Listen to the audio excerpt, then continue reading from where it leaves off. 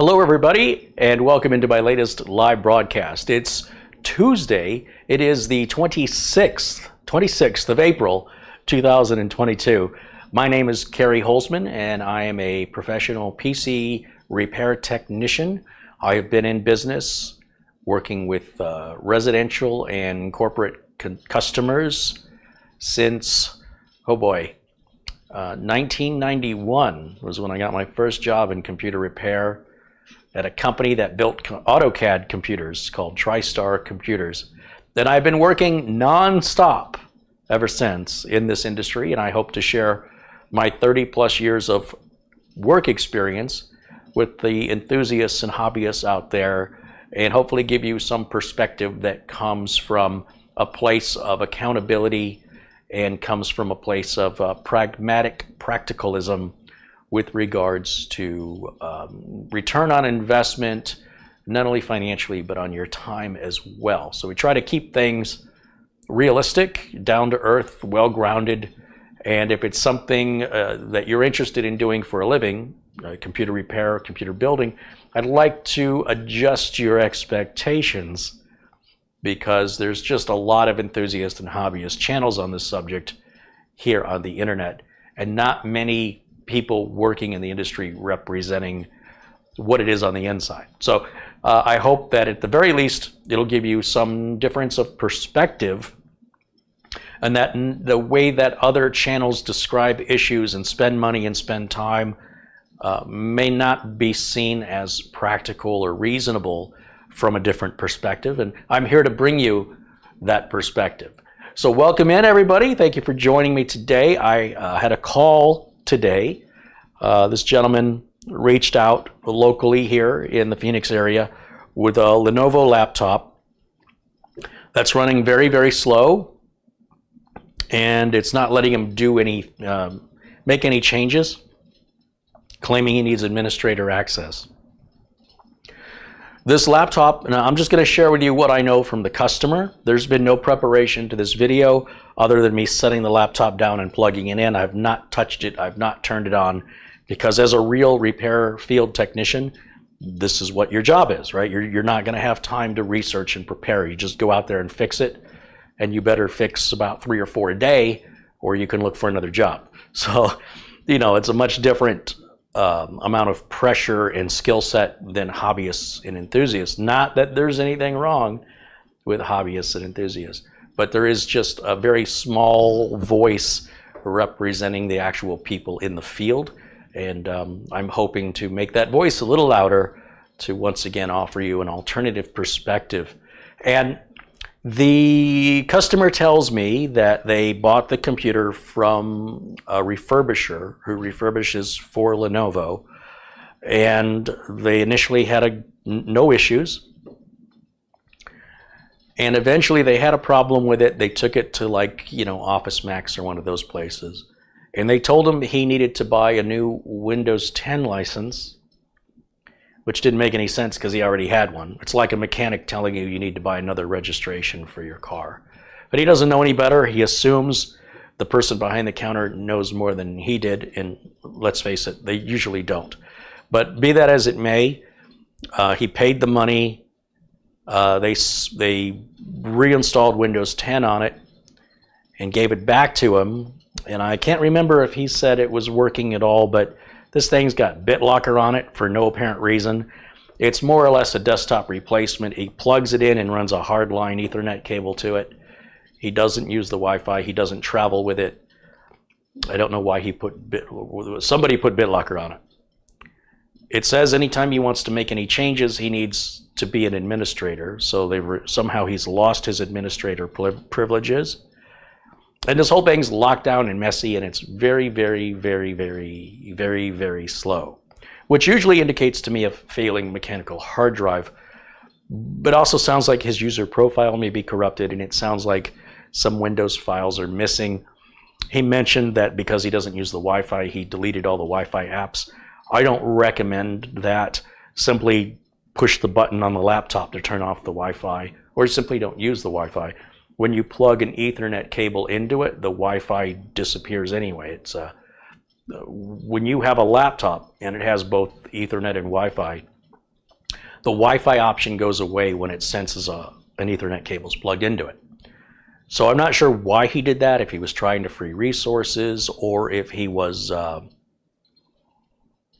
thinking that that was going to secure the computer better, and that may have damaged some system files. So I would advise you not to do that. But usually on every laptop I've ever seen, apart from plugging it in, disabling the Wi-Fi automatically, there's usually a button you can press. Sometimes it's a switch or a function key that you can put the laptop in airplane mode and disable the Wi-Fi. So regardless of that, I don't feel like this is something I want to repair in the traditional sense of untangling the mess. The customer said they just use this thing for email, browsing the web, and there's nothing on here they need. When you're working as a technician, it's always about time and money. Time and money, time and money, time and money. Sometimes customers have critical data on their machines or critical applications that they don't have to reinstall. And so it's important that you repair the machine. The problem with repairing a machine that's gone this far along without anybody looking at it is we don't know how deep the damage runs. We can fix it on the surface where everything appears to work, only to get a call days or weeks later that something else isn't working. Once you start delving into registry errors, it can lead you down a rabbit hole that just never ends. You think you've got it fixed, and then the customer does something they haven't tried before, which should work, and it doesn't, which leads to another call. The customer is going to be fatigued with you going back and forth, constantly repairing it. They're going to lose faith in your ability that you know what you're doing. And so in circumstances like this, especially when there's no customer data at stake, probably a fresh, nice, clean install of Windows 10 is what's in order here. Now, we don't have to use Lenovo's Windows 10. We can just use a regular Windows 10, the same as we do for a desktop. And we will not activate BitLocker, and we will not activate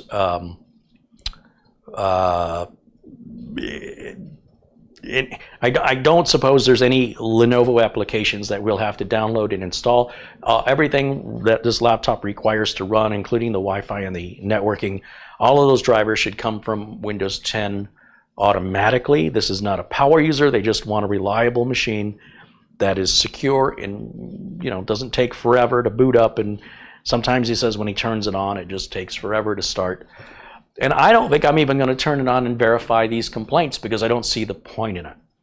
I think the first place I'm going to start is by removing the mechanical, I'm assuming it has a mechanical hard drive, and replacing it with a solid state drive. And then instead of using a program like Acronis or something to clone it, since there's nothing on here the customer needs, we just use a Windows 10 installation media, which I have somewhere, and we install Windows 10 on it no differently than we do a desktop. Once that's done, we'll hit Windows Update, get all of our drivers, and do the Windows 10 optimizations. Should be good to go. Now, I don't deal at all with BitLocker. Never. My customers are not financial institutions or banks that have to deal with the legalities of FINRA laws. So it's just not work I do. I will say if you wanted to specialize in being certified to deal with things like HIPAA and FINRA, you can charge a lot more money to those customers that have that requirement. You can become a specialist. Just as there are oral surgeons and there are dentists, those two jobs pay very differently. As there are ophthalmologists and ophthalmologists, they are different jobs. Psychiatrist versus psychologist. Very different jobs. Psychologists are not writing prescriptions. They cannot. So it requires a different level of education, a different level of experience, and as such, a higher salary. If you want to specialize in any particular field, such as an application like QuickBooks or Quicken, or you want to be a specialist of a particular piece of hardware like Cisco or Juniper, you can make serious money, but you're not going to be dealing with residential clients. Residential clients won't have that need, and that would be well, let's just say you'd be overqualified for most residential work. As a result, the work that you do get will pay you substantially more and carry with it substantially more responsibility, liability, and accountability in a legal fashion. So it does pay more because of those added negative consequences that you have to be prepared for, accepting responsibility for, or otherwise wind up in court. And if it doesn't work out your way, well, you could just have to file a bankruptcy in order to get out from under the damages that you're potentially held liable for. So with those added responsibilities, there is a higher salary, significantly higher salary. So if you decide that this is a field that you want to get into, there is the opportunity to make huge money if you want to specialize. Again, I haven't even so much as turned this on, but my feeling is I don't see any point in it. The customer is not calling me because they just wanted somebody to talk to. I have no doubt everything the customer told me is true, and I'm suspecting that the storage drive in here is mechanical, which is going to be an Achilles heel of any computer. So let's start by taking a look and verifying my suspicions. This Lenovo laptop, I'm not even sure which model this is. This is a Lenovo ThinkPad T520. And it looks like we've got some access doors down here. One is likely RAM and the other is likely the hard drive. I'm not quite sure with this. There's some indentations here that look like it's made for a dock. These are generally used in businesses, these IBM ThinkPads. Well, it's a Lenovo ThinkPad. Lenovo bought it out from IBM. So generally speaking, consumers never use the docking stations, but if you happen to notice a connector at the bottom of a laptop and you don't know what that's for, that's so somebody can set this laptop down into a base that has a monitor and internet and keyboard and mouse all plugged into the base. So when you set the laptop down, it becomes a desktop computer. That can be done through a USB Type-C port as well as a Thunderbolt docking station that's not quite the same, but has the same end result. You plug a monitor in, you plug your internet in, you plug your whatever keyboard, mouse in, and you can have it all controlled through that way, but it doesn't sit on like a proprietary base or dock that is only provided by the manufacturer. So let me take a quick look at how this is going to come apart. I suspect these little holes, there's some square or rectangular holes, are what centers it on the dock to help guide it so that you're not putting it on the connector crooked and then damaging the connectors. That's likely what those are for. I don't know. I've never seen this particular model of laptop ever before in my life, and I've never worked on one. However, with 30 years of experience, over 30 years of experience, most things are all kind of the same. So let's take a quick look here. There's one screw right here that holds this cover in. So we'll start by removing that screw. Now, sometimes there are release mechanisms for security reasons where the manufacturer, such as Lenovo, makes a tool that has to go into this hole to release it, and we can always sort of figure that out. But in this case, it just looks like it's just there to align the dock. As I suspected, there is a 500 gig Western Digital mechanical hard drive. This is the black edition, which is the performance version, but a high performance mechanical drive pales in comparison to the speed of any SSD. This is probably 130, 150 megabytes a second. This is going to be 550 megabytes a second. That's a significant improvement. We're not talking a 10 or a 20% improvement here. We're talking about massive speed performance increase. And this is mechanical, where this is solid state. So where there is moving parts, there was more likely failure. So rather than even try to address this, I think it needs to come out. So just taking a look, again, never saw this before. I'm just kind of visualizing how I imagine this probably comes out based on all of the hundreds of laptops and thousands of laptops I've worked on. There's a pull handle, and I just pull it back. There does not seem to be any screws of any way securing this drive in the bay, which as a tech makes me happy. It's super easy, very easy. And what we have to do is to put this drive into that housing so it will slide back in firmly and we can put the cover back on. Now, if every laptop was designed that easily to switch out drives, oh boy, I'll tell you what, there's a certain amount of confidence I would have anytime somebody brought me a laptop, knowing how easily they were to work on. But you never know, from one laptop model to the next, even from the same manufacturer, one could be super easy to access and one could require, you know, a 60 or 70% disassembly. These laptops do fail. The hard drives fail. So to put a hard drive buried into the center of a laptop, or that requires the laptop to be completely disassembled, is sort of like buying a car that has the lug nuts on the wheels welded on. You know, at some point you're going to have to change the tires. So usually at some point you're going to have to replace the drive, whether it's because you run out of capacity, because something faster is available, or for capacity and reliability and performance. Whatever the reason, they're always going to be temporary. And so when a laptop manufacturer buries it deep down as though it's never going to come out, I find it very disrespectful and a bit delusional for any product manager to approve that design from an engineer. It's foolhardy and certainly optimistic. Of course, most people don't realize they bought a laptop that's difficult to work on until long after the warranty. And you know, the technician's going to tell them it's going to cost 3 times more to work on it because of the added labor, and then explain to them why it's so difficult to work on. And by then it's too late for the consumer to return it. So that's what happens when you're just buying based on price and you don't fully understand what you're buying. If that's the case, it might be considered disposable. Simply throw it in the recycle bin and go buy yourself another laptop. If you don't want to do the research and you don't know what you're buying, expect that one to be disposable after the warranty as well.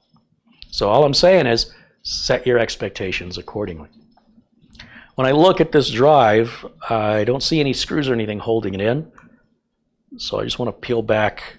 Oh, look at this. There's just a little rubber cover and another rubber cover. That's interesting. Nothing, I'm liking this. Nothing that requires any tools. Now, there's a slight difference in the thickness of the drive, and so these little rubber covers, they're gripping onto the drive based on how thick the drive is. And so that's going to be a little problem for us. Now, sometimes these solid state drives come with a little plastic spacer, and I've never had to use one, but now I'm thinking, I wish I had one, because there's no way to secure this. Not that it matters. These drives are impervious to bumps, and it has no impact if the drive is secured or not. With these are like, handle these like a vinyl record or a piece of glass. They're extraordinarily fragile, and especially when they're powered on. This little pull handle is nothing more than a piece of tape that's been stuck to the back, and there's a small tray that the drive is sitting in. So I'm hopeful that when I remove this drive tray and attach the drive to it, that'll add the thickness we need for these pieces to fit better. So the drive tray is not an option. And so by me just jumping ahead and saying, oh, let me put these on, no, that's not the way it's designed. We have to remove the screws on both sides and then remove the tray. Pay careful attention of the drive orientation, which side is up and which side has the connectors, to ensure when we put the other drive in it, it's facing the same exact orientation. We don't want it upside down or right side up. No, we do want it right side up. We don't want it 180 degrees. So once again, I'll grab my driver here. I'm going to grab my reading glasses because these are very small screws, but they should come out relatively easily.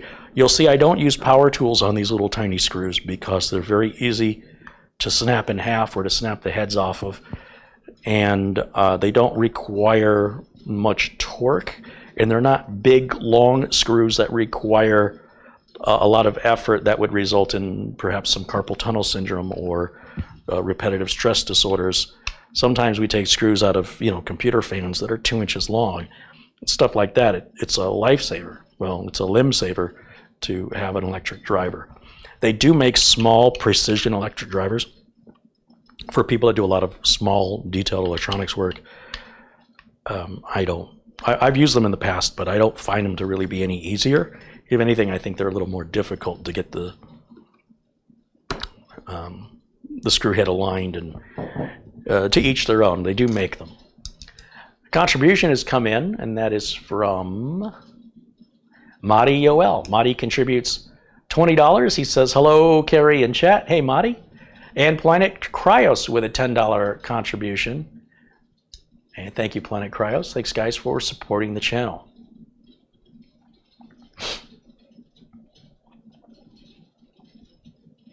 Okay, Cordius Technology says, don't work on a Mac or the new Dell Latitude laptops. You have to open the complete bottom to access the drive. So the Dell XPS laptops that I've worked on, the last couple of videos that I did laptop repair, even though about 4 years separates those two laptops, they do require the bottom to be removed, and it's a little nerve-wracking to not break the little plastic clips, but even that's not a big deal. I've seen laptops where you not only have to remove the bottom, but you've got to remove the main board, then you got to flip it over and take the keyboard out, and then there's a screw, and then you can take the drive out from the other side. And it's like, who was thinking when they put this together? Those are usually multimedia laptops. They're like desktop replacements. They often have 2 drives in them. I've never seen one that was easy to work on. Taking off the bottom, not a big deal, but this is much preferred. And yeah, if all I have to do is take off the bottom, that's really no big deal. It's really the ones where you got to dive in deep for something as simple as a hard drive replacement or upgrade that is, for me, completely unacceptable. It's maddening. It's almost like they never built a laptop before and they didn't think, oh, maybe somebody might want to get in here and, change this out one day because it failed. But they don't care because they've already sold the laptop. By the time you figure it out, they've already moved on to other models. I suspect that's the reasoning.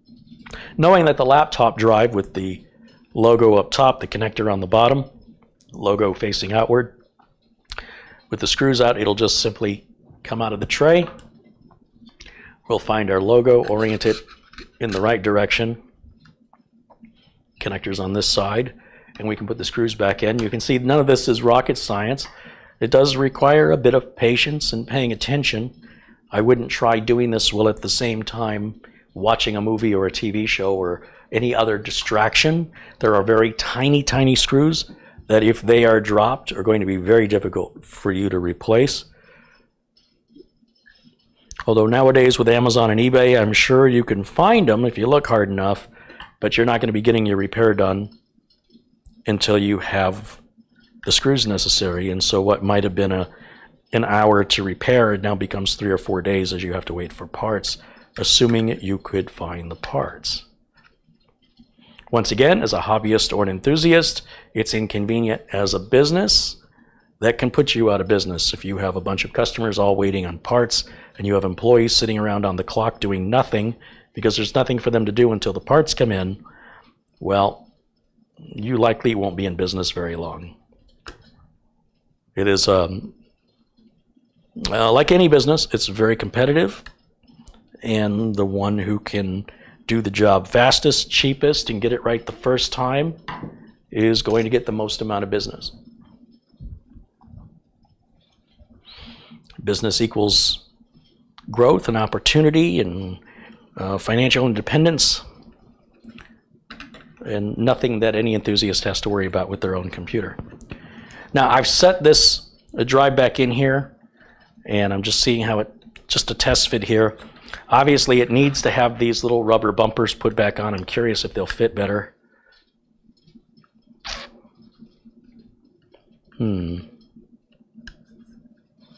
know what? There's a little notch cut into the front and the back of this tray, and it looks like it just locks in. There's little tabs, real tiny tabs inside of this.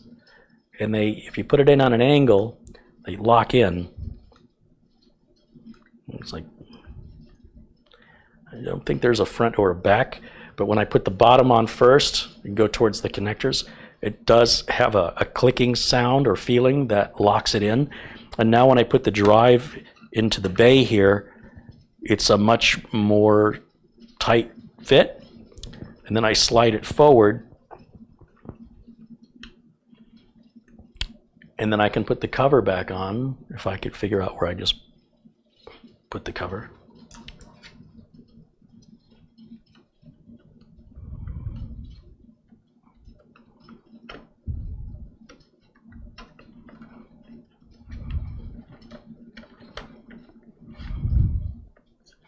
I feel like this drive isn't going all the way in.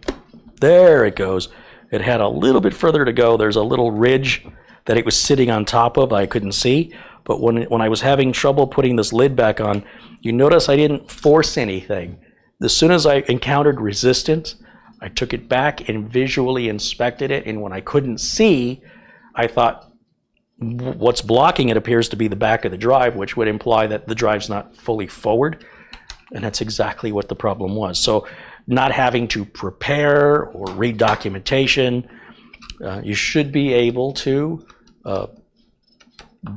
through visual inspection and a little bit of common sense, determine what the holdup is, or what the obstacle or challenge is, and then just move on until you get your next challenge or obstacle. I think you see that a lot with mechanics, where they'll often have to improvise in order to get a bolt off that won't come off, and they have to use whatever tools and creative imagination they have in order to figure out how to get this bolt loose without damaging anything, using the tools they have. And mechanics, automotive mechanics, well, that's a common everyday thing. You don't know what you're going to encounter when you take off a tire. Could be very rusty, it could be bad bearings. You've just got to be ready for it and have the right tools to be able to not only get to that point of disassembly, but then be able to correct what's wrong and then assemble it all back together without creating more damage in the process. So that's the drive installed. It's very easy to work on. I love that, absolutely love it. And then I'm going to turn this on. There should be nothing on this solid state drive. This is a drive I've had sitting around. It's not doing anything. So in theory, it should be blank. And somewhere on here, we're going to have a power button. And I'm going to just step around just to see if I can locate the power button. It's probably staring right at me and I'm not seeing it. We do have a fingerprint scanner here, which we don't have to use. There's a blue button right there, which I'm assuming is the power button. We've got a button here and a button here. This button appears to be for muting the speaker. This button right here has a little power logo, so I don't know what this blue one is. But this is right here. That's where your power button is. And when this fires up, we should get an inaccessible boot device, something along those lines. This is an older laptop. This has a Windows 7 sticker on it. It was not designed for Windows 10. And it says it's a Core i5. Oh, it doesn't have Windows on it. It is a Core i5 for Windows 7, which doesn't mean it won't run Windows 10, but it wasn't designed for Windows 10. Now, because I don't know what's on this desktop, I'm just going to rotate this around this way, just in case there's any customer data on there or any identifiable information. And it looks like it's just coming up as a generic desktop. Now, this desktop that's come up, this is a standard, like this was pulled out of a desktop computer. Everything I'm saying, all the icons and installed applications are from a clean install I did on a desktop. So it's not going to have any of the drivers necessary for this ThinkPad. The hacky hobbyist way to do this would say close enough. But the professional way is to wipe it clean and to do a clean install to ensure that we don't have drivers installed for hardware we don't have that could over time create a conflict or a problem that results in a support call. This was supposed to be a blank hard drive for that reason. I'm surprised it booted. So I've got my Windows 10 here, and we're going to go ahead and boot to Windows 10. It is interesting to note that it is possible to take a hard drive out of a desktop and put it into a laptop and have it boot. That doesn't mean it's going to be reliable. It doesn't mean it's going to perform at its highest performance. It may not be efficient. However, this one even had a GeForce graphics card in it, So having those big GeForce drivers in here, you never really uninstall them. They're always going to be in the registry. So a clean install, especially when you're getting paid to do the job, will put the odds in your favor that the customer isn't going to be calling you back with a problem anytime soon. The installation is relatively simple. Like we hit F10 usually, or F12 to get to a boot menu. I'm not sure, again, on the Lenovo which button it is. I think I've hit it. It somehow it wants to boot from the network. Now we've got our boot options here, and I do not see the USB drive at all. It's just not listed. So I don't know why, but if that happens, we turn it completely off and maybe just try a different USB port. Looks like we only have, oh, we've got one in the back here. I don't know what that one does. Let's see what happens. I think it was F12. It could have been F10. I was bouncing between F10 and F12. Let's try F12 and see if the boot menu comes up. Yeah, it does. So it is F12, which is used a lot, by the way, but not universally. And we're still not seeing the USB. Now, this could be because the BIOS has the boot option to USB disabled. So we can hit delete or F2. Those are usually what's used to get into the BIOS of most laptops. And we'll see what happens here.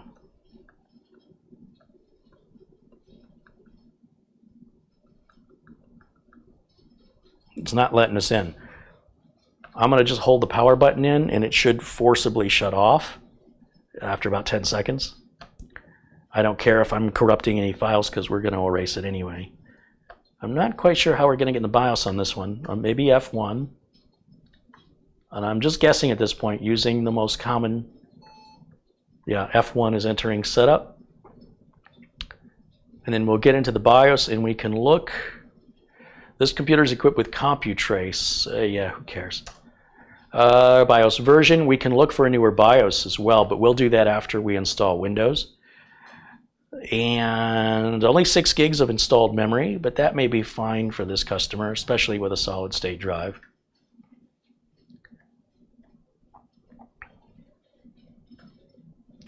Startup. Network boot is going to be disabled. I don't want that. So I want USB hard drive. Legacy boot or UEFI is fine. That's fine. That's fine. Yeah, so it says network boot. I don't know why it says that. How about boot? Let's try that. Boot priority. So Windows Boot Manager will be first, then USB HDD. I usually have to hit plus, yeah, and it moves that up. These other things like USB CD, I should be able to disable those. I don't see the option.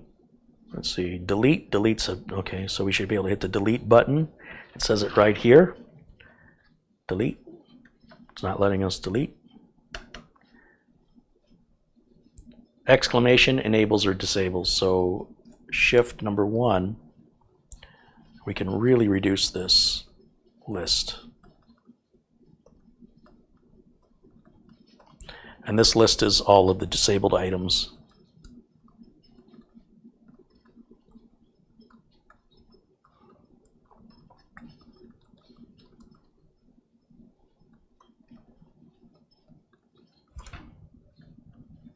And then I would bring that one down. So that's what, the minus key?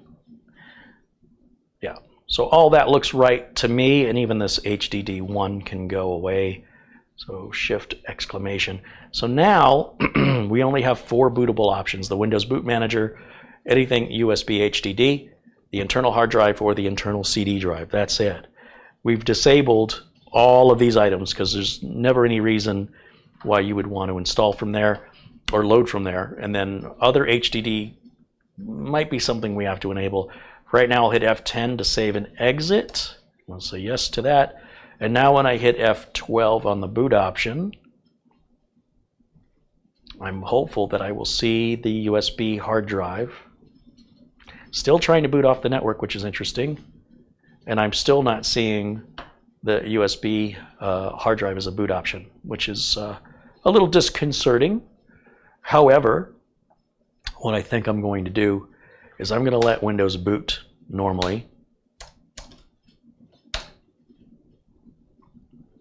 And then I should be able to tell Windows I want it to restart with the USB drive instead. So that's just an alternate way to accomplish our goal. We don't have to be stubborn and do it a certain way. With computers, there's usually multiple ways to accomplish the same task, with the way that you're most comfortable with, or the way that works for you, being the right way from your perspective, but not necessarily to somebody else's. Scott Hallinan contributes $5 from New Zealand. He says, "Hi, Carey, here's some money towards the channel and a Coke." Thank you, Scott. Let me take a quick look here to see if we can get this to boot off the USB. Let me even see if USB is working. So I'm just going to go to the Windows Explorer here and see if the USB drive appears, and it does. And that should be my Windows 10, and it is. And I'm going to go to the settings. I'm going to go to update and security, and then I'm going to go to recovery, advanced startup, and hit restart now. It's not actually restarting, it's going to bring up a menu. I'm going to click troubleshoot, advanced, and the option to boot from the USB just isn't here. I see startup repair and startup settings, system restore, install, uninstall updates, system image recovery, and the command prompt. Let me see startup settings. That's not what I want. Let me go back. That's usually because UEFI is not enabled in the BIOS, and because of the age of the laptop, it might have been right at the edge of well, no, it did offer UEFI in the BIOS. I'm not sure what's going on with it. It's very strange. But the option of rebooting the machine to USB is not here in Windows, so it may still be a BIOS setting that we have to look at. I'm going to try one more time by moving this USB drive. This is my Windows 10. If I'm putting in a USB drive that's not bootable, then I'll just be spinning my wheels. But let me try this one more time. We're going to boot it back up. And as it boots up, I'll hit F12 and see if the USB option appears. I don't think it's going to. That's why I'm just working at it in this direction for that reason. I don't think you're going to see anything any different.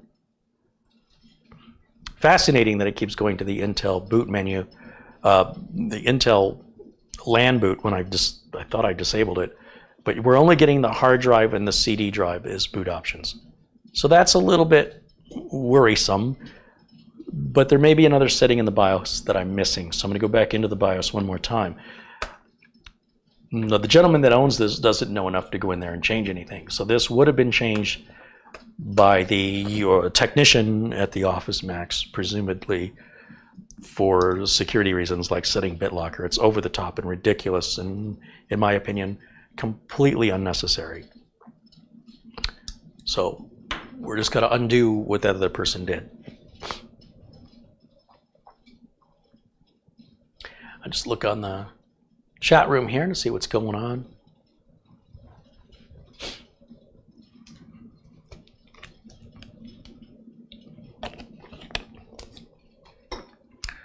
I didn't hit the button in time, so I'm waiting for Windows to finish loading, and then I'm going to go ahead and power the laptop completely off.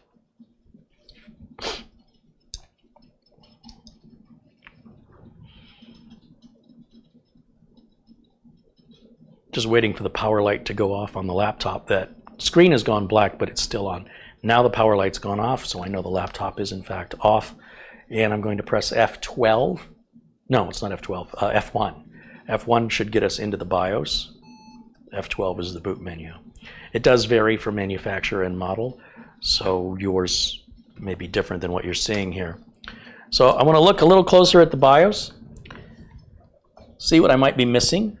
And so with the network,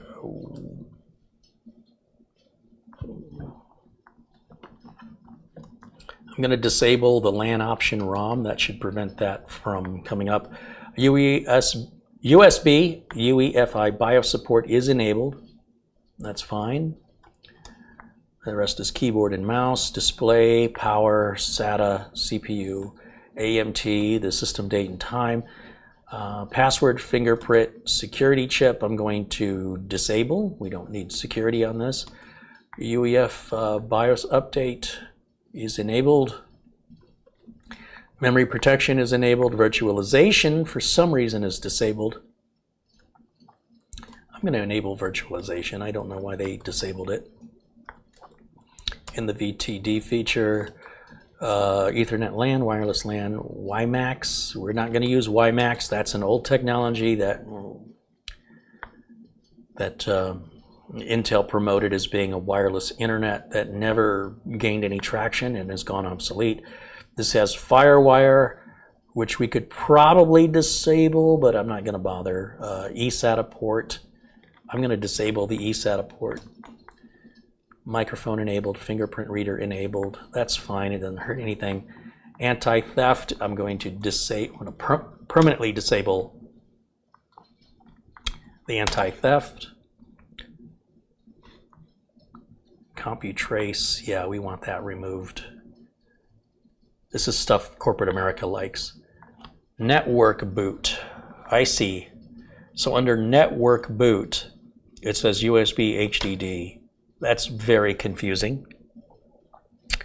That's very confusing. I want network boot to be disabled. And I'm surprised it's asking me to pick a boot device for network boot. That's just bizarre. So under the boot setting, we have our boot priority order is the Windows Boot Manager, the USB hard drive, the regular hard drive, and the CD drive. So that is how we set it correctly. But below the boot device, we have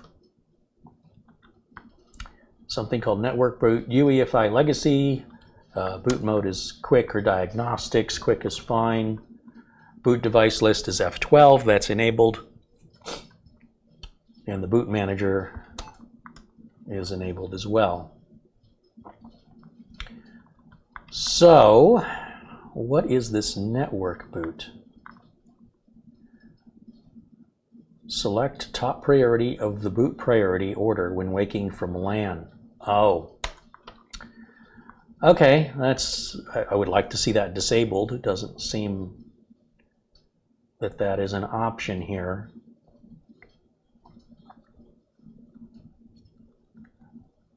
Some of these are required for businesses, both for security reasons and support reasons, in order to prevent end users from creating issues for the IT department. The IT department has a budget. If the IT department goes over budget, then there's going to be meetings, and we got to find out why, and they're going to point the fingers at the end users. All right, so there are features or settings, configuration options in business computers that do not apply to consumers, and I'm just kind of trying to fish those out right now. The boot priority order having USB hard drive listed as the first thing, but unfortunately, I don't see any other USB option other than that. So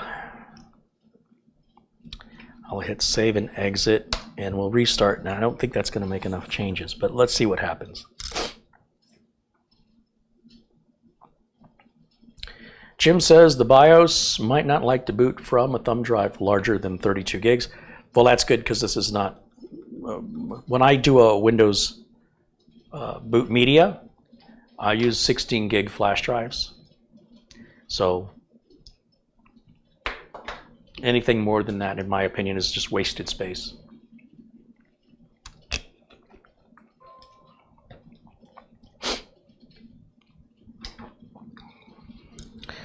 I've missed the F12 option, and we're already booted back to the desktop. So I want to check one more time to see if the USB boot option appears in the troubleshooting section. Start recovery section under advanced startup. I don't expect it's going to be there. Yeah. Well, it's not going to work for us. I'm going to just have it power off, and then I'm going to turn it back on, hit F12, and we'll take a look and see if there's a newer BIOS update for this that probably will address this issue.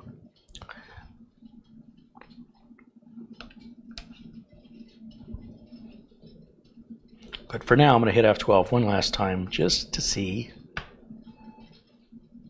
Entering boot menu. So yeah, we only have the three options: the Windows Boot Manager, the hard drive, or the CD. We're not getting the USB. This is often disabled by businesses because they don't want customers to steal company data. So when the systems in Windows and all the security software can run, they can record and monitor everything the employee does. Option. That doesn't mean they are, but they have the option. When you're in the BIOS or you're booting off of an external device, then you're bypassing all of the monitoring and auditing software, which would enable you then to in a clandestine manner, copy data or to extract company secrets and patents to sell to the competitors. Employees do this kind of espionage all the time. And again, these aren't typically features you're going to find in a consumer laptop. I suspect that may be why this is not booting off USB, or there's an option in the BIOS I'm not seeing. Usually the option's not there in order to prevent employees from bypassing the security. However, a newer BIOS straight from Lenovo may address this. Well, let's take a quick look over on the internet. We'll go to Google, and we've got a T520. So Lenovo, I'm just going to search in Google, Lenovo T520 BIOS, and let's see what comes up. Well, we get a lot of BIOSes here. It shows the latest version, looks like 1.49. And the version of BIOS we have, I don't remember. I've got to boot it back up and take a quick look-see. So once again, we'll turn the machine on and hit F1. F1. There we go. Still tells me the computer is equipped with CompuTrace, even though I thought I disabled it. Once again, it's this kind of stuff. It looks like the BIOS is 1.36, and since then, there's been a newer BIOS, several. Oh, that's the ECP ID, not the BIOS. UEFI BIOS is what?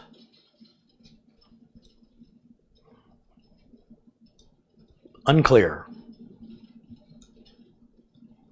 It looks pretty old. It looks like we're well out of date, which isn't surprising for a laptop of this age. But 1.49 should be the latest. It seems to have a BIOS update utility that runs in Windows, but I'm wondering if they have one that runs in DOS. I am not seeing it.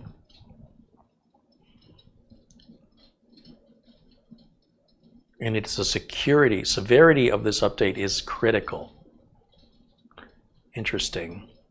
But it wants to run in Windows 7, 8, Vista, or XP. It doesn't even list Windows 10 compatibility here. And it's dated the 25th of June, 2018. So this critical security update was issued nearly 4 years ago for a machine that is not supporting Windows 10. It can run Windows 10, but it doesn't support it. So they're basically saying if you put Windows 10 on this and you have problems, you're on your own. They do offer a BIOS bootable CD that you can download, but that's old school.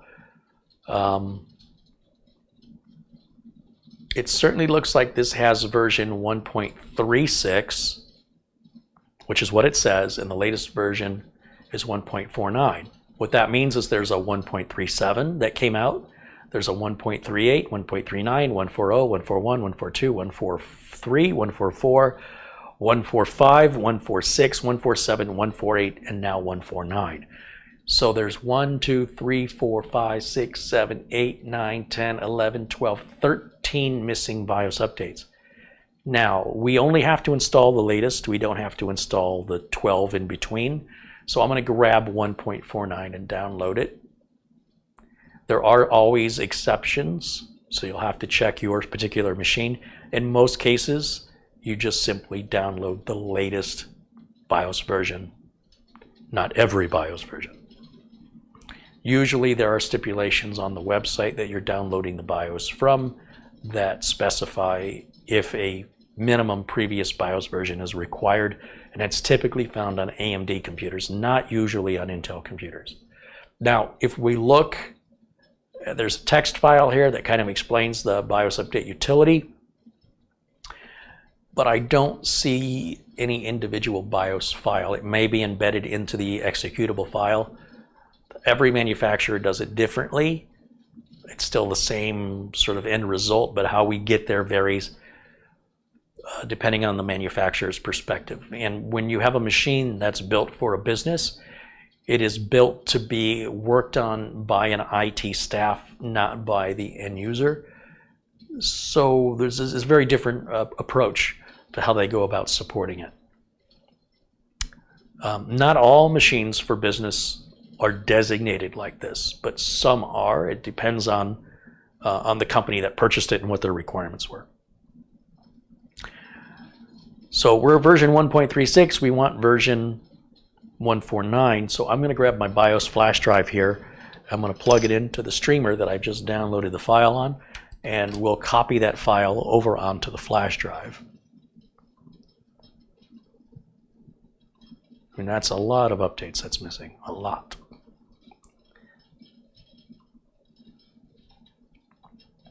It's only a 6.5 meg file. It's very small, which makes me wonder if I am missing something.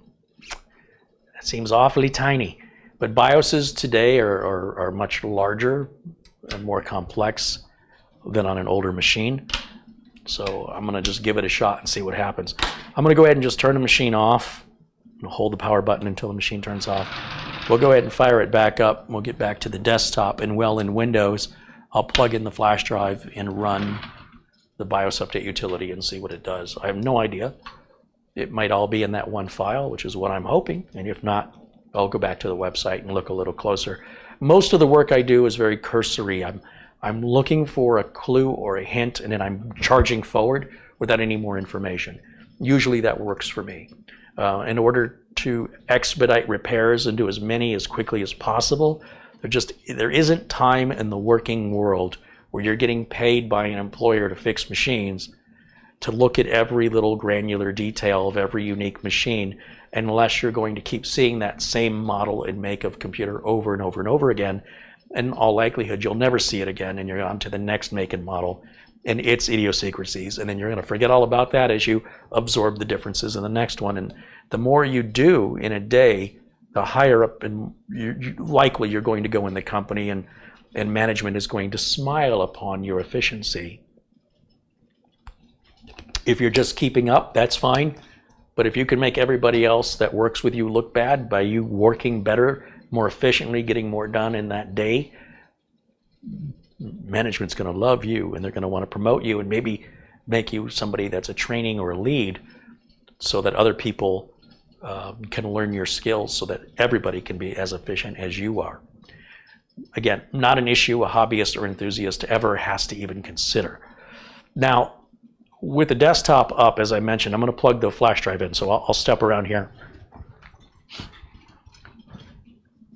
And any USB port should be fine. Plug it in there. And it sees it.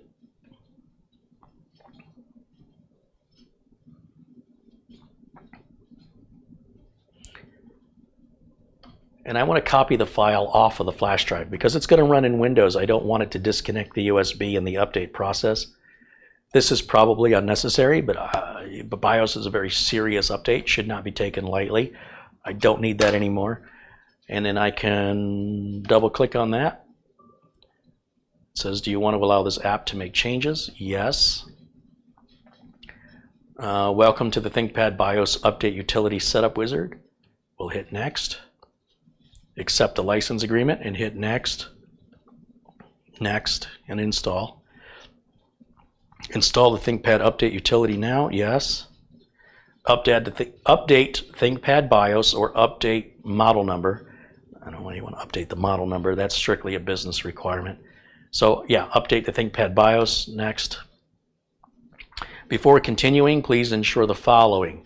Make sure the AC adapter is firmly connected into the system and the outlet. That's because if it's doing a BIOS update and the battery suddenly dies unexpectedly, you brick the whole laptop and you're done. If it's under warranty, you could send it back. If it's out of warranty, it'll probably cost you more between shipping and repair costs than just buying a new one when you're dealing with a laptop of this age. Remember, it wasn't even designed to run Windows 10, so everything we're doing is on borrowed time. Make sure that a charged battery pack is installed just in case it loses power.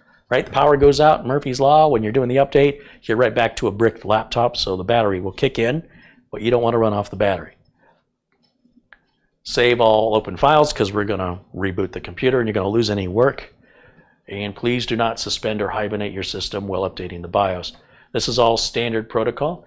Do not power off during an update, otherwise your system may be damaged. Do you want to continue? Yes. Now you can see it's loading the new BIOS, analyzing BIOS old and new compatibility to ensure you're not putting the wrong BIOS on the laptop. That will also brick the laptop. It's reading the old BIOS and then saving the old BIOS to a backup file, and now it's flashing the new BIOS with the green bar, progress bar going across the bottom of the screen. This is a smaller BIOS file, so this is going to be relatively quick compared to what you usually see here with desktop computers. And that's it. It says flash update has been successfully completed. You must restart the file system for changes to take effect. Do you want to restart the file system now? Or the system now? Yes, we do. And that should be the BIOS update. I mean, it's pretty easy if you grab the right file and you follow the processes. Now, with the new BIOS installed, we'll verify by going back into the BIOS and ensuring the BIOS version is now 1.49 instead of 1.36. I'm going to spin this back around for just a second, and I'm going to wait for the screen to come up. F12 there, the screen's come up. Oh, it says flashing embedded controller. So the flash is not done yet. I thought that was awfully quick. The CPU fan's cranked up to full speed because the device that controls it is in the BIOS, and it's being suspended while the update can. It's like trying to change a tire on a car that's in motion, and now it's back to loading Windows right now. I'm sorry I keep turning it back around. I wanted to get back into the BIOS before the desktop loaded, but you know, it's an SSD. It only takes a second for the desktop to load, so I'm going to go ahead and shut it back off as soon as the Windows stops loading.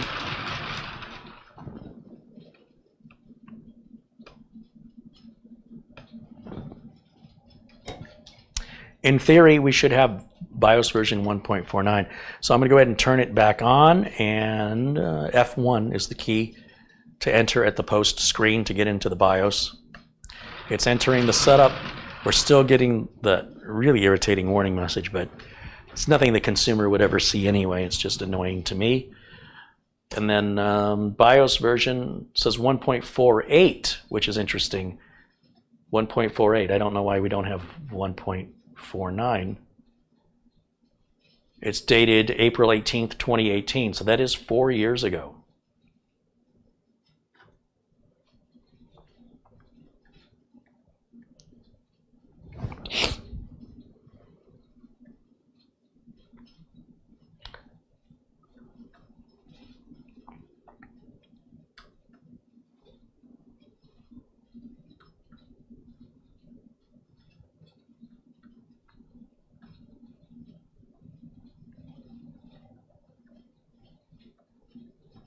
I'm still thrown by the whole network boot thing. That should be disabled. I don't know why it forces me to have to choose something for network boot.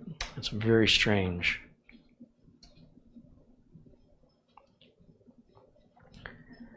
I'm going to choose UEFI only just to see what happens here. And I'm going to go with the diagnostic boot just so I can see what's going on. And I can always put this back. We'll save changes and exit. I probably need to plug my USB flash drive in that has Windows 10 on it. Put that right there. Okay, save changes. You want to save changes? Yes. Oh, it doesn't say to exit. I'm only saving right here. Exit saving changes is the one I want, which is fine. I had to plug the USB in, so that's just dumb luck. So these are our diagnostics that are usually hidden. There's a protection sensor, and then it comes up with the boot manager. It is absolutely not seeing the flash drive to boot to it, but it does see the flash drive when we're in Windows. This is typically a problem you're going to have when you're trying to do something the computer wasn't designed to do. In this case, the computer was never designed for Windows 10. So that doesn't mean you can't put Windows 10 on it, but it's probably going to be an uphill battle. It's not going to be easy usually. I don't know what you take away when you see a notice or you go to a website that says these are your supported operating systems and the operating system you want to install is not listed. That means it's not supported. And I don't know what the average user thinks that means. But I can tell you, as a technician or professional technician, it means that you may not be able to get the operating system that you want installed, or that doing so may require getting over a few obstacles in creative thinking, and that the result of having it over the long term may result in security issues or reliability issues that the manufacturer wants nothing to do with. You're on your own if you make these changes. Obviously, the manufacturer wants to sell you a new laptop, and with that will come support with the latest version of the operating system. When you're in a corporate environment, corporations don't mess around with stuff like this. There's too much profit at risk to try and save a nickel. This is strictly a consumer-only mindset, and it is the consumers who have all day and have no value to their time that will invest hours to save pennies. No corporation that is successful or will be sustainable would ever entertain that concept. It's like stepping over $1 to pick up a dime. So this customer doesn't have strong security concerns. They're the only one that uses the computer, and the computer is never taken anywhere. It's basically sitting like a desktop. So as long as we get Windows 10 installed, it's likely going to be fine. It's had Windows 10 on it for a couple of years, though I'd love to know how they got it installed. But I'll figure it out. But you're not going to be able to call Lenovo and say, how do I do this? They're going to say you don't. You buy a Windows 10 compatible laptop. Have a nice day. You might find forums where people, consumers help one another. That might be useful or might not. You can just sift through the garbage in the hopes that there's something good in that dumpster. Quite often there is. If you look hard enough and you're dedicated and you put the work in. But if the operating system were supported on the laptop, you likely wouldn't be in the situation. And if you were, there would be support documents and things available online from the manufacturer officially to walk you through what it would take to get it installed. So that's what happens when you step away from support. Now, I don't know if there's something in particular about this flash drive it doesn't like.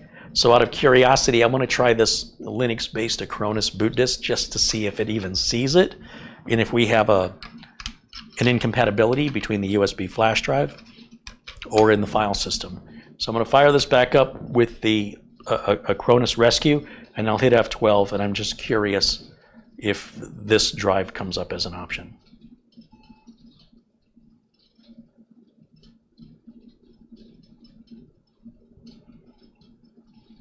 It does. It's detected as a USB HDD, but that one isn't. So that right there gave us a bunch of information. It may be that the SanDisk flash drive has some compatibility issue. It shouldn't. It's certainly not a capacity issue, and it's not a file system issue. But making a Windows 10 flash drive media installation is very, very simple. It only takes a few minutes, and I've got a ton of flash drives. And we'll just make another one and see if we won't use another SanDisk. We'll use a different brand. Let me just see what I've got. SanDisk, SanDisk, SanDisk. This might take a minute. I have a lot of flash drives. I likely need an old flash drive that's as old as the laptop, which is going to be slow. Maybe, maybe not. SanDisk, SanDisk. I wonder which flash drive Carey likes the most. SanDisk.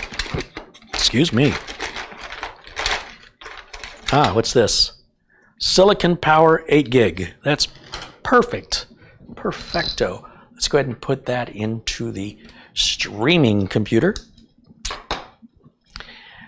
And we'll go to Google.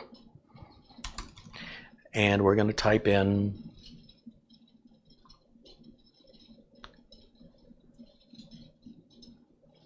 wait a minute. When did I say my BIOS version was? Say it was 138 or 148? Oh, this may not be a 64-bit processor. Oh, that could change everything.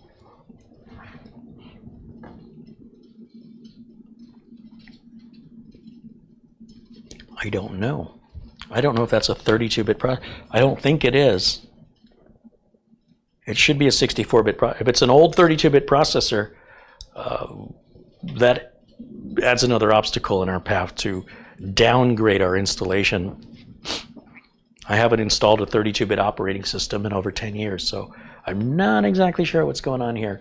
But we'll figure it out little by little. Never give up.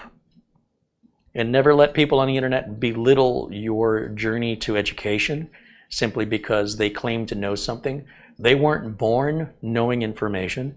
They stumbled and tripped and fell. And wouldn't it be nice if you were there to make fun of them as they learned how to walk every time they tripped and fell? Nobody just stands up and starts walking without ever falling.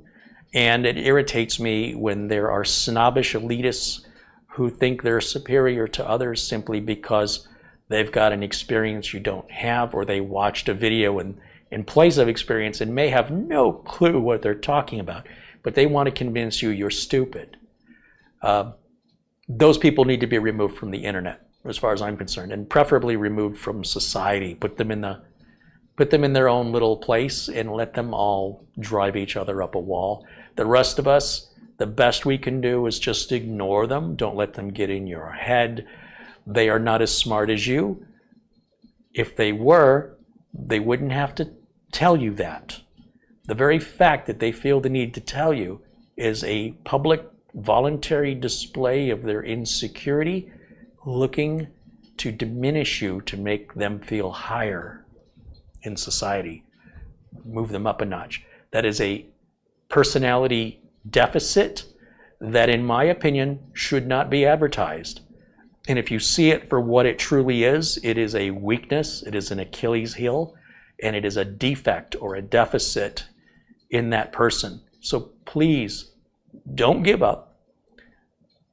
If somebody's not helpful, ignore them, move them out of your way if they're an obstacle to your goal, and don't give up as far as even asking for help. If somebody who's offering help does so with an attitude, they're not helpful. They're the opposite. They're disparaging and discouraging you, and you have to consent to it. So don't give them your consent. If you wish, just ignore them and just keep asking again and again until somebody else answers, and keep trying on your own to find your own solution. I don't know why people are so insecure. So many of them are online, they're insecure, and why they get what it is they think they're going to accomplish by belittling somebody else as though they were born into knowledge. None of us were born into knowledge. And it's not as though you're like born into a family that you'll one day be king. It's not what this is. This is a level of understanding that comes only from experience. And just because somebody has experience that you have not yet had doesn't make you any less of a person. It doesn't make you any dumber or less valuable. or less smart. So don't let those people get to you. Best to ignore them, in my opinion, because any sort of acknowledge of their existence, they're so desperate for attention, even that is, for them, it's a win, right? They got your attention. They're so desperate. Some of these people are so desperate for attention that even negative attention, it's confirmation they exist, and they're lonely and they're invisible, and that's a way that they can feel like they matter, even if it's in a negative way. So best just don't even acknowledge their existence, because as long as you do, it just continues to enable that behavior. So I want to try making a new Windows media install. So I've got the flash drive in, and I'm going to go here to the browser, and I'm just going to type in Windows 10 download. And the first link takes us to Microsoft.com. We definitely want to go to Microsoft for this. And we're going to download the Windows 10 installation media tool, and that downloads the application. Now, I've got a video that details this.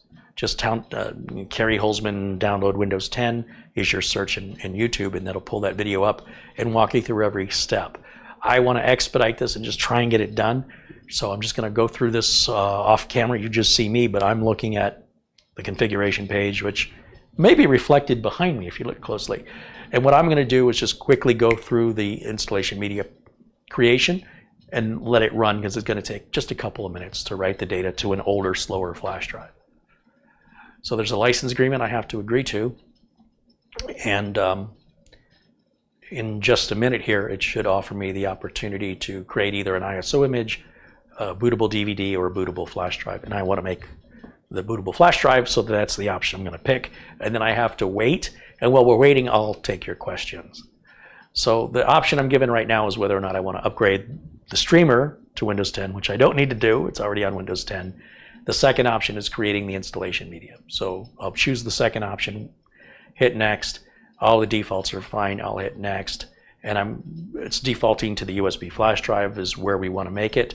So just next, and it confirms that's the drive you want. In case you have multiple flash drives, I only have the one. So next, and now it's going to get things ready and create the media flash drive. Anything on this flash drive is going to be erased, but that is a blank flash drive anyway, so that's why I've selected that flash drive and not one that had important stuff on it. While we're waiting, and this will take a couple minutes, if you have any questions for me, please go ahead and ask in the chat, and I will do my best to provide an answer to you.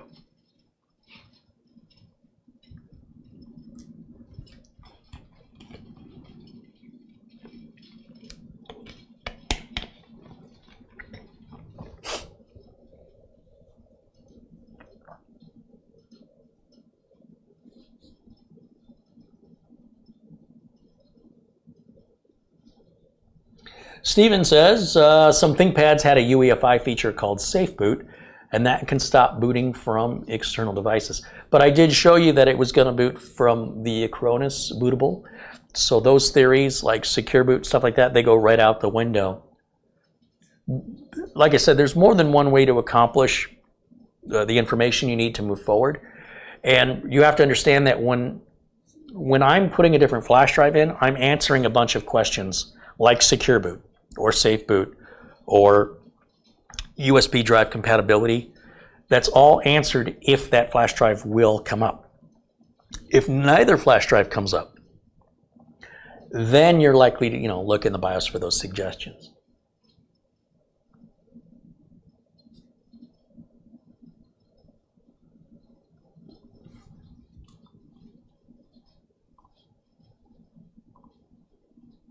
Hey, there's $5 from Madi Yoel. Thank you, Madi.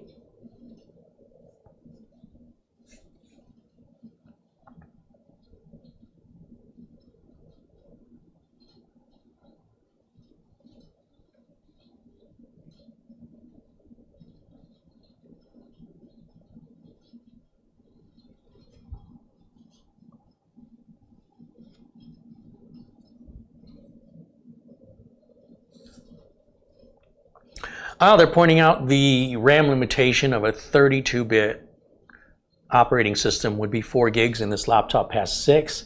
Therefore, it's got to be 64-bit. That's good deduction. You're absolutely correct. I was basing it just on age. Like, I'm looking at the stickers, I see it's an i5, I see it was running Windows 7, and because I've been in the industry for decades, I'm thinking back to when that transition took place from 32 to 64-bit. And there was a 64-bit edition of XP, but it didn't really catch on, and not many people had the processors that were compatible. Intel and AMD didn't want to make 64-bit processors since there was no software to run. And the software manufacturers like Microsoft didn't want to make the 64-bit software since there were no 64-bit CPUs. So it was like, you go first. No, you go first. Somebody had to go first. And eventually the 64-bit processors were out in abundance and running 32-bit operating systems. Pretty much during Windows Vista, that transition started taking place, with about half Vista installations being 32 and half being 64. About 80% of Windows 7 installs were 64-bit, with about 20% being 32-bit. And by Windows 8 moving forward, everything was 64-bit. So likely, given that it's a Core i5, they were already 64-bit by the time they had that naming nomenclature. Prior to that, it was like Core Duo, Core 2 Duo, Pentium. Those were 32-bit, some of those were 32-bit processors.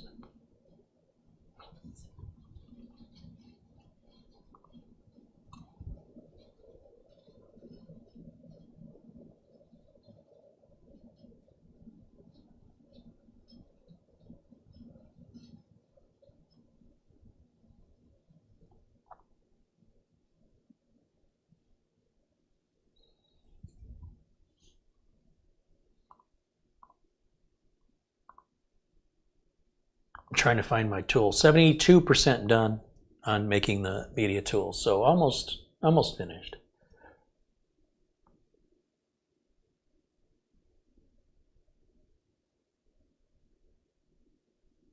Biker Boy wants to know if it's a good idea to have an OS on a smaller size solid-state drive when using M.2 drives. So I'm puzzled by the, is it still a good idea? Like, that was never a good idea. Never, ever was it a good idea, and I don't know why you conditioned your question with that. You want the biggest C drive you can afford.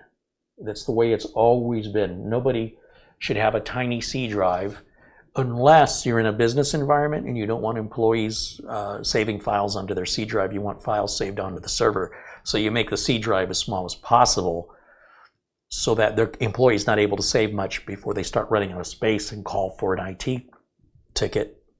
And then IT can come out there and train the employee that, you know, they're doing everything wrong and they need to be saving their data to the server. But generally, you always want the largest single C drive that you can afford. And it's always been that way going back to the day of the very first IBM PC.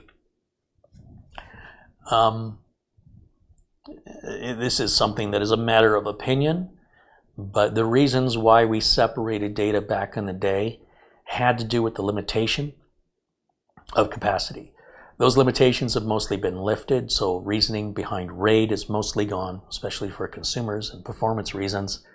You really get higher performance on most computers with a single NVMe drive than with multiples and RAID configs. And the reason we did those RAID configs primarily was for capacity and performance, but now you get capacity and performance out of a single M.2, negating that whole logic and why we did it, right?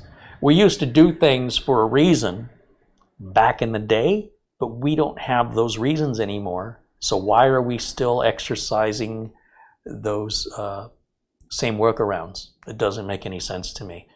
So to answer your question, I think you should buy the single largest C drive, and that should be your only drive. The more drives you add, the more potential failure you invite into your system.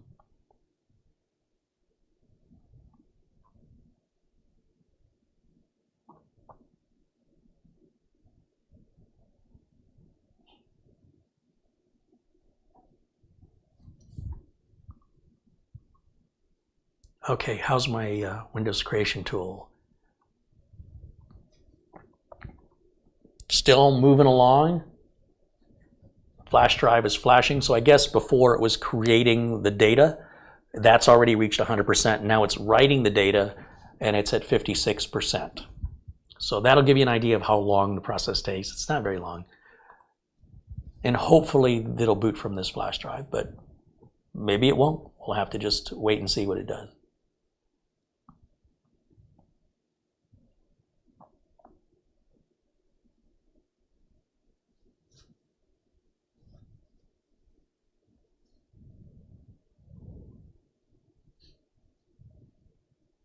Stephen Burt contributes $10. He says, I'm really enjoying these upgrade and repair streams. You never really know what's going to pop up. Well, and then you would probably enjoy being a field service technician, because you never know when you arrive on site to the customer's location what you're going to be working on. So it can be frustrating sometimes, but it's also interesting in that you're not just repeating the same old things over and over and over again. I like the variety of it. If you work in a big corporate environment, they generally are going to have the same model of laptop or 2 different models, and they'll have hundreds of them. So you'll become like an expert, and you'll be able to work on them blindfolded, and people will think you're an IT genius, but the minute you work on something else, you have no clue what you're doing. So it's quite an illusion for people who don't really understand what IT work entails. But it's flattering when you just blow somebody's mind by how easy you made something look because you've done it 1,500 times. The same is true with playing a piano. You know, somebody can watch you play a piano and you can play this beautiful melody, and they'll have no idea that you spent 4,000 or 10,000 hours practicing that melody over and over and over. So you make it look effortless because of the amount of effort you put into it. But by the time you're on stage and playing for the audience, they've not seen any of that rehearsal mistakes.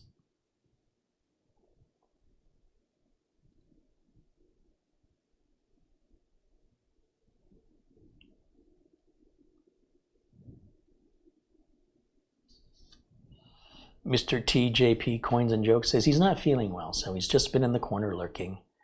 Well, I'm sorry you're not feeling well. I hope I can distract you for a little while, if nothing else. Okay, Cordius Technology wants to know the name of the book about the history of video games you've once shown us. I would like to try and purchase. Go to newwavetoys.com, and it's a book about the arcade art. I think that's what you're referring to. newwavetoys.com.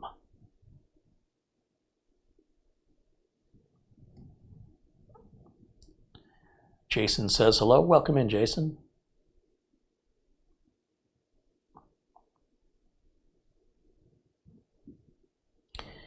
And how are we doing here? Are we about done?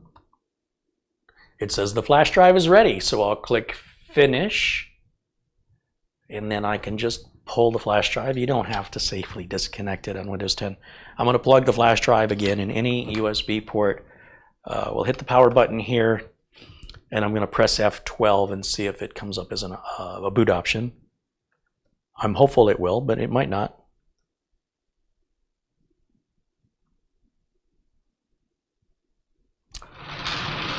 It's there. It's the very first thing. I'll hit enter and it should start loading the Windows 10 installation process. It's kind of hard to tell at first because it's the same logo that Windows 10 loads when it's loading from the C drive. I could also pull the C drive out, securely erase it, and put it back in, and the machine has no option but to boot to any bootable device. But if it's not seeing the bootable device, you're still spinning your wheels. So it looks like an incompatibility with the flash drive. That's all I can imagine it is. And it's going to take a bit longer to load this Windows because it's loading off of an older, slower flash drive. So our limitation of speed is based on this older technology. But you'll see it looks like it's loading the desktop, but in fact the Windows installation options come up and we leave all the defaults and click Next. We'll choose Install Now, and then it's going to come up with the license agreement and ask us where we want to install, and we're going to delete all those partitions that exist on this drive. We're just going to erase it. We leave the product key blank. That will automatically be reassigned to the laptop as soon as we connect to the internet. So for right now, I choose I don't have a product key. Universally, I always choose that. and we're going to want Windows 10 Pro. If we choose the wrong Windows 10 version that our product key is for, it's not going to automatically activate. So Windows 10 Pro, and then I think the license agreement, yeah. And then it's going to ask where we want to install it. So we agree to the license agreement. We want to do an upgrade or a custom. I always choose custom. And it says drive 0 only has 2 partitions. That's a bit disconcerting. We're going to delete both those partitions. Usually a UEFI installation has 4 partitions. So we'll delete both partitions, and that effectively completely erases the drive. All data on that drive is gone now. So don't do this lightheartedly. Understand you are wiping it out. Importantly, hopefully any important data you will have copies of. I'll hit next, and now we just wait as it partitions, formats, and installs Windows.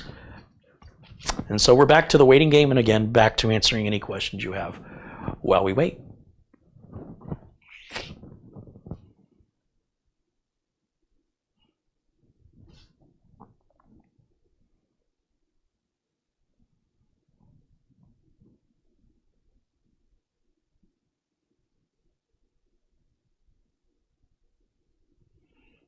Greg is asking if he had Windows 10 Pro or Home. The sticker on the bottom of the laptop says Pro.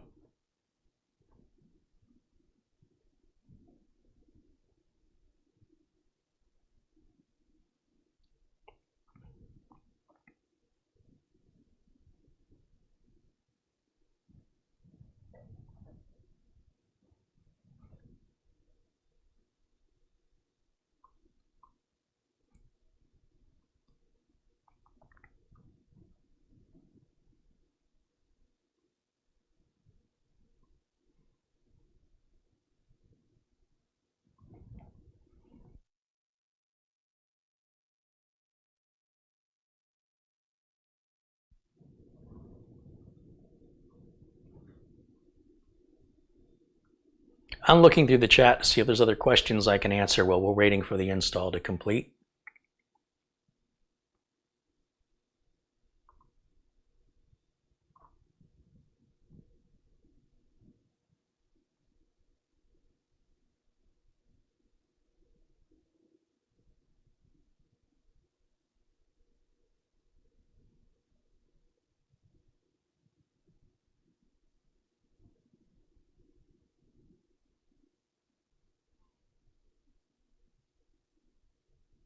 Bernard says, that sounds so boring to work on the same make and model of computer every day. It really isn't, because the problems are always different. But the comfort level and familiarity of working with the hardware means that, you know, when you encounter it, you know it's something you can fix. You know how to get to whatever you need to get to diagnose and repair the problem. Surprisingly, it's not boring. When it gets boring is if it's the same make and model of computer with the same problem. That's different entirely, right? But that very rarely happens. It's usually a very different problem amongst the exact same make and model of computer. So there's still variety in it.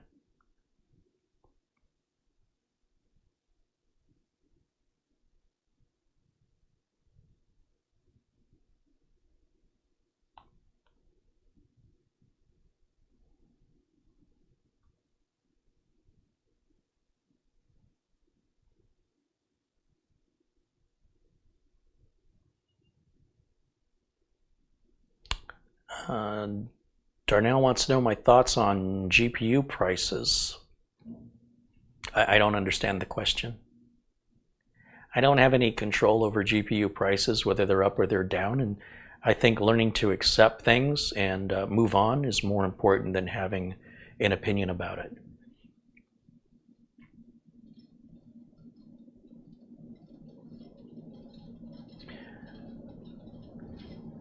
Kuro Yukimi contributes $5 and says, how have you been? I've been great, except for butchering your name. I apologize that I don't know how to pronounce that, but thank you for supporting the channel.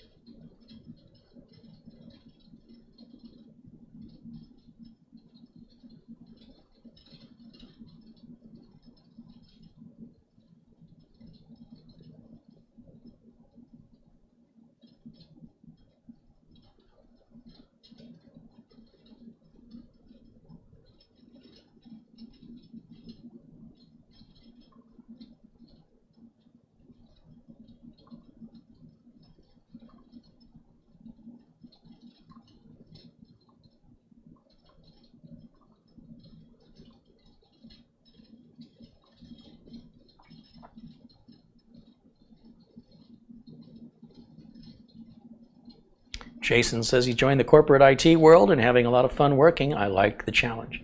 Yeah, I very much. Not only did I like the challenge, I liked the people I worked with. Sometimes leaving those jobs was difficult because I knew I was going to miss the people I worked with. For only that reason, it was difficult to leave some of them. Tim Too Much says he liked my Amazon speaker review. Well, thanks for checking out my Amazon videos. I'm trying to do more and more of those, and they're primarily mostly short review videos of just numerous things. Could be food, could be a speaker, it could be a car jump starter. It could be a book I've read. Yeah, I appreciate you checking that out over at amazon.com/shop/CareyHolzman. That's my Amazon store.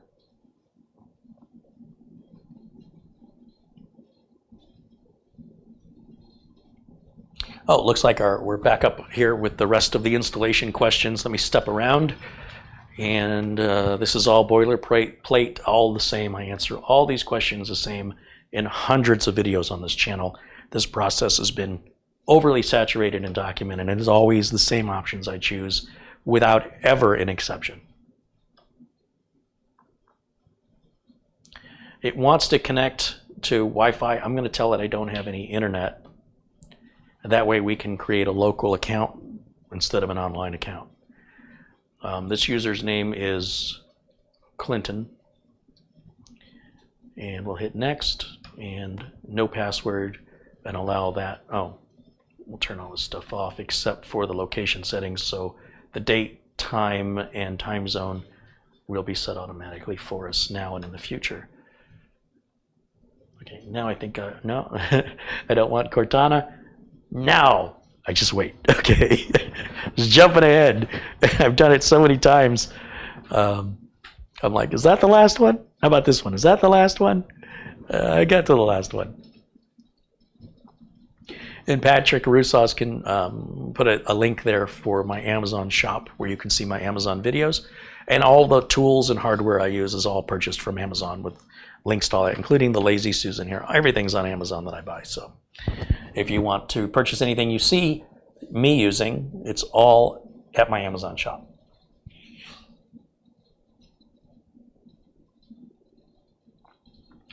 Larry wants to know, my wife has a Samsung 1 terabyte solid state drive that's about a quarter full on her C drive, but her D drive is full. What can I do?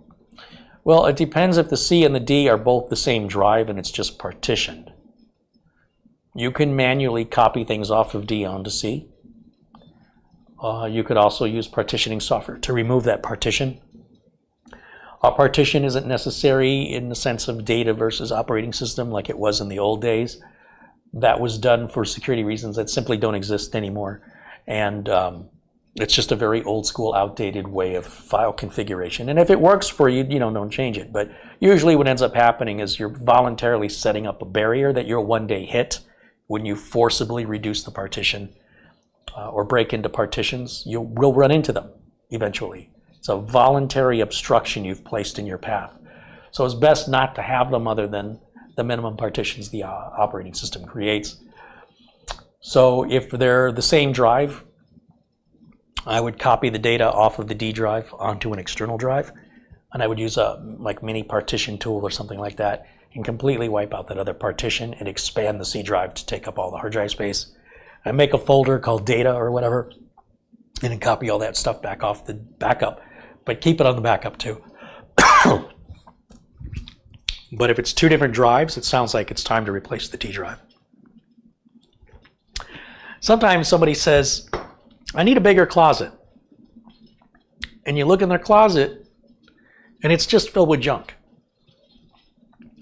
So in much the same way I approach a full hard drive by saying, everything you need on here need to be here?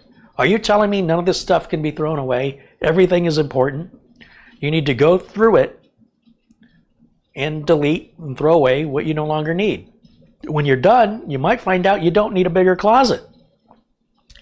They go, oh, but it's going to take so much work. Well, yeah, that's what you get for hoarding. If you want to keep hoarding, you're going to have to pay for a place to store it. And if your house isn't big enough, you're going to rent a storage unit. Or if this stuff isn't critical to hoard and it's affecting and impacting your ability to live freely within your own home, it's time to get some help, to psychologically learn how to let things go if it's truly not important. If you're unwilling to do that, then spend more money and buy bigger storage and just keep replicating that indefinitely. The more you have, the more it costs to store, whether it's data or widgets. There's only so much space, and you'll have to pay for it. When you pay for a house or you rent a place, you're paying per square foot. If you choose to store a $5 item in a square footage place that you're spending $1,000 a year on, it doesn't make any sense to me, but to each his own. But I would clean the closet before I would enlarge it.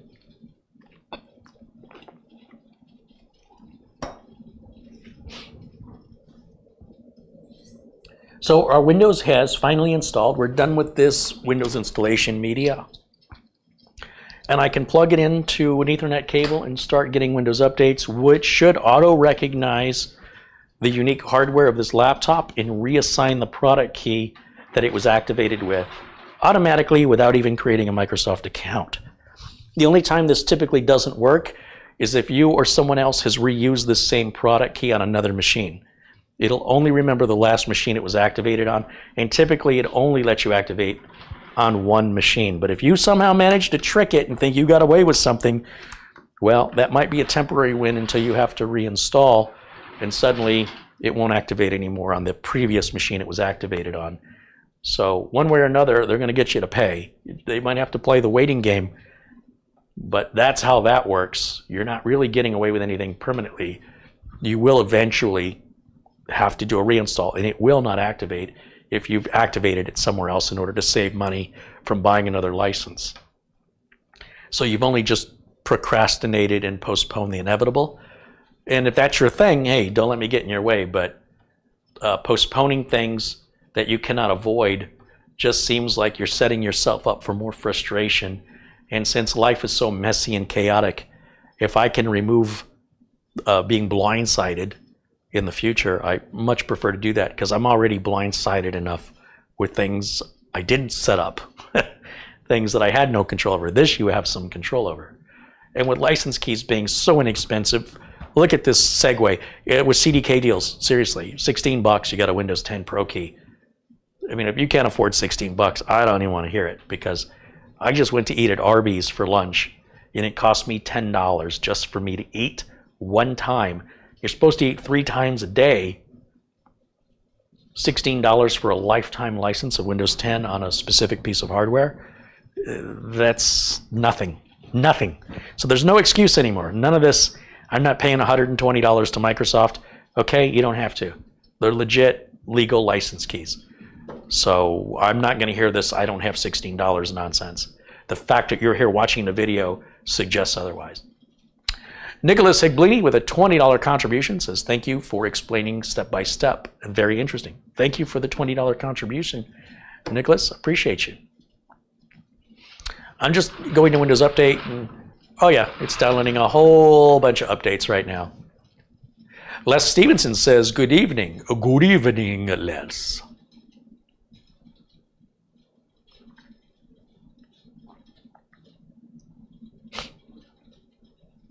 Anybody that says they can't afford $16 cannot afford a computer. You should not have a computer, and you should put it away. That's like somebody saying they can't afford cigarettes. Well, stop smoking. I can't afford car insurance. Stop driving. If you can't afford it, then you shouldn't have it. Doing it illegally and stealing with theft, claiming that you don't have the pittance that it requires, is a lie. There's nobody I've met in my lifetime that couldn't come up with $16. Absolutely, that is a lie. And I don't believe you. And you can say it all you want. Not true. You wouldn't be able to survive in America. If you're here on YouTube and in the chat room, I guarantee you have the money for the things you want. You just don't want to pay for it. You want to be a thief. You want to justify the theft. I'm not going to hear it. And if you promote theft, I'm going to ban you from the channel. We're not talking about $1 million. We're not talking about getting a loan. It's nonsense and it's a lie to say that you don't have $16. The fact that you're here and in the chat room and watching this video took more than $16 to get you here. So it's funny how we can afford the things we justify and how we can say we don't have money for things that we don't justify. It's nonsense. Absolute psychological nonsense.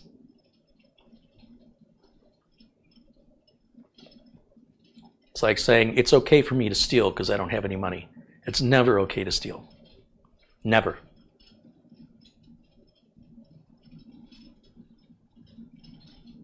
Somebody's got more than me. Well, somebody works more than you do. Somebody sacrificed where you weren't willing to sacrifice. I'm not going to hear it. It's unjustifiable and childish behavior. But other than that, are there other questions so we can get off that topic?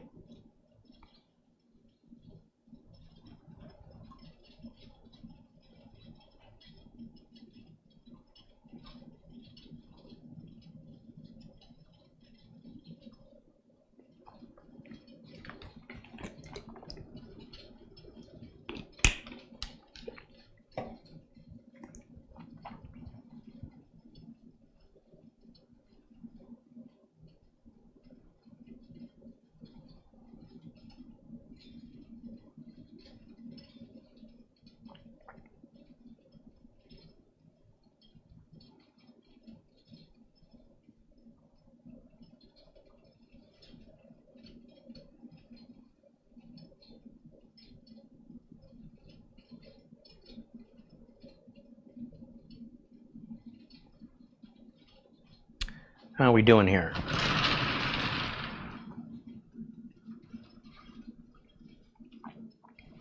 Still downloading updates. Perfect Image with $1.99 says, hey, I just built a PC with my 8-year-old daughter. Hey, that's awesome. You know, I didn't have a lot in common with my parents growing up.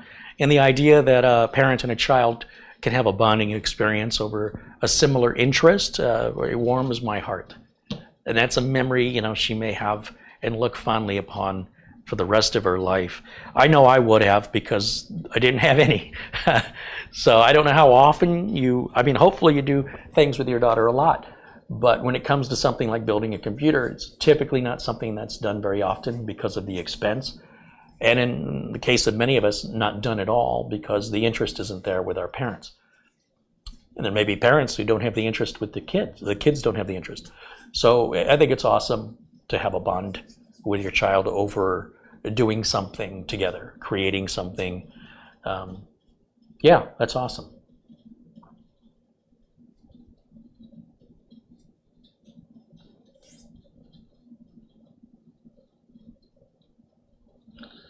Ben says he tried that with his daughter and she said, ew, I don't want to be in IT.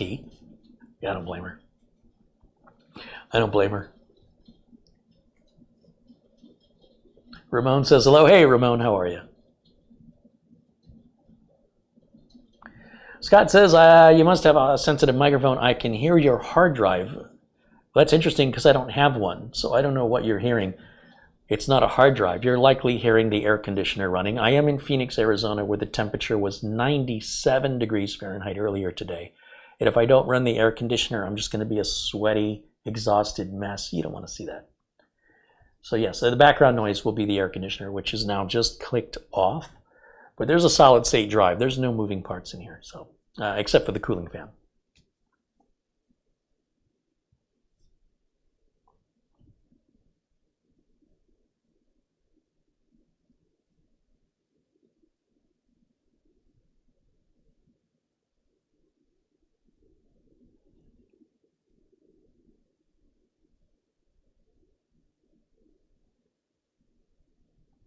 And how are we doing here?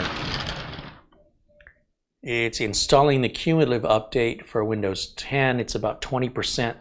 That one usually takes a couple minutes. I'm just going to wiggle the mouse a little bit so the machine doesn't go to sleep on us or time out. So we'll just let that finish. It does allow us to restart right now in this process, but I prefer to wait. It's just my preference. Terrell says, I'll take some of that heat. I have 30 degrees Fahrenheit and snow today in northern Michigan. I will gladly trade you. It's easy to get warm. It is not so easy to cool down. And getting warm is cheap. You can start a fire for free. Air conditioning, very expensive. And especially when you're in a desert with no humidity, air conditioning works most effective when you're in a humid area because it takes the humidity out of the air. So if you're coming from a non-humid outdoors to a non-humid indoors, the temperature, the air conditioner has to work like crazy for you to really feel a difference. Simply removing the humidity, like if you live somewhere in the south and you went from a humid area to a non-humid area, that in and of itself can have a cooling effect on the skin. So air conditioning feels more effective in the south or in humid areas. In Phoenix, it's very, very dry. From about the end of May until the end of September, thereabouts, air conditioners will run 24 hours a day, 7 days a week, and will never take a break. When you have over 100 days of temperatures over 100 degrees Fahrenheit, your air conditioner never gets a chance to click off. So it's a huge electric demand.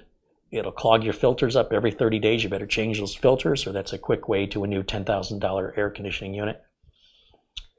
And a fire, you can build a fire for free, So I'd much rather be cold. I can wrap myself in blankets. I could get an electric blanket. Wouldn't cost anywhere near to run as much money to run as a air conditioner. But to each his own.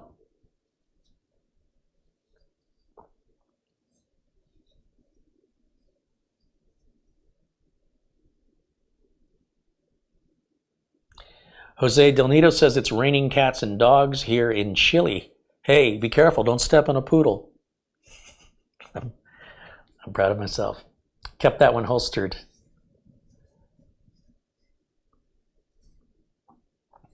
William99 says, I lived in Phoenix for about 4 years and I know what you mean. AC is not a luxury, it's a necessity. Oh yeah, we have people die. People can die from being too cold, but we have people die from heat stroke here every year. In fact, they're passing laws. They've already passed laws that the electric companies cannot turn off somebody's power during the hot months of the year because it could kill them. So they're required by law to keep the power on even if they're not paying the bill until about October, and then they can go ahead and cut their power off. But it could be a death sentence if they cut power off. 45% of the way through this cumulative update.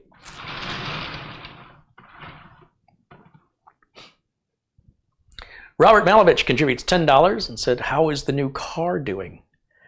Yeah, the car's great. It's a different kind of a car. I'm impressed that, when I first got it, it said my estimated mileage to a tank of gas was 251.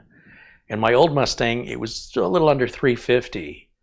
So they're the same size gas tank on the V6 as the V8, and I was a little concerned. Well, now that I've had a chance to drive the car, the way I drive, the mileage is better on the V8. The mileage is at little over 24.2 miles per gallon. On the V6, the mileage was at 22 and a half to 20, the high 23s, maybe 24. So the mileage, when you drive the V8 normally, it's actually better mileage. So on this tank of gas that I was estimated to go 251 miles on, I'm at 325, and it says I've got 25 more miles to go before I'm empty. I should be getting gas. I'm one of those people that lets the tank go down. I know other people, you're at a 3/4 of a tank and you better get gas now. I'm not that guy. I don't even know why we have fuel gauges anymore, because the computer will report back rather accurately how many miles are left in your tank. We don't need that gauge anymore. The gauge is inaccurate.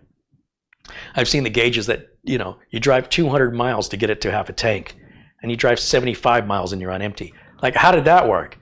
So the digital estimation has been pretty accurate for me, and going all the way back to the Mini Cooper from 2005 when I first had that feature. And I would measure it. I'd go get gas and always fill up the tank and reset my trip meter. And I would take how many miles I went between the last time I filled up the tank. So I'd write down the trip meter mileage, and I'd write down how many gallons it took to fill the tank up again. And I'd write that down, and I'd divide the number of gallons by the number of miles, the number of miles by the number of gallons, and I'd get my average fuel mileage, which is exactly what the car computer reported. And I did it over and over and over just to see if it was consistent, and it's dead on consistent. I tried it with the Subaru Forester, dead on accurate. I mean, right to the decimal. So I used to have a little notepad and a pen, and I would write it down. And if my mileage dropped all of a sudden, I knew something was wrong with the car. Maybe the tires' air pressure was low. I don't do that anymore. I just read the screen, and the screen is accurate. So 24.2 miles per gallon, and the car wants to do 90. It's just happy at 90. And I'm not happy at 90. 90 is way too fast. In Phoenix, on the freeway where it's 65 or 75 miles an hour, I'm most comfortable at 80. And most people in Phoenix, if you're in that fast lane, if you're doing 80, you're pretty much, you don't need to pass anybody, and nobody needs to pass you, but there's always a jerk that's going to do 90 or 100. But I will be very comfortable in passing a lot of cars, and it feels like I'm doing about 80, and I look and it says 90 or sometimes 95. And I'm like, you know, I'm going to get arrested. I'm going to get a speeding ticket. And you just have to feather the gas pedal. The weight of my shoe keeps it at whatever speed. And I was trying to figure out how to get the windshield washers on, and I pushed a little button on the stalk, and it says lane keep assist. What's this? So I thought maybe the car's going to keep itself in a lane. It doesn't seem to do that. I tried it today, and I turned lane keep assist on, and best I can tell is when you veer to the right or the left, it vibrates the wheel. What's the point of that? So maybe I'm not using it right. I probably should read the manual that came with the car. I don't know. I know it's got adaptive cruise control. So if somebody in front of you slows down, the car slows down. You think with that and lane keep assist, it would drive itself. But who would buy a performance driving car to not drive it? Seems like a feature for a Toyota Camry.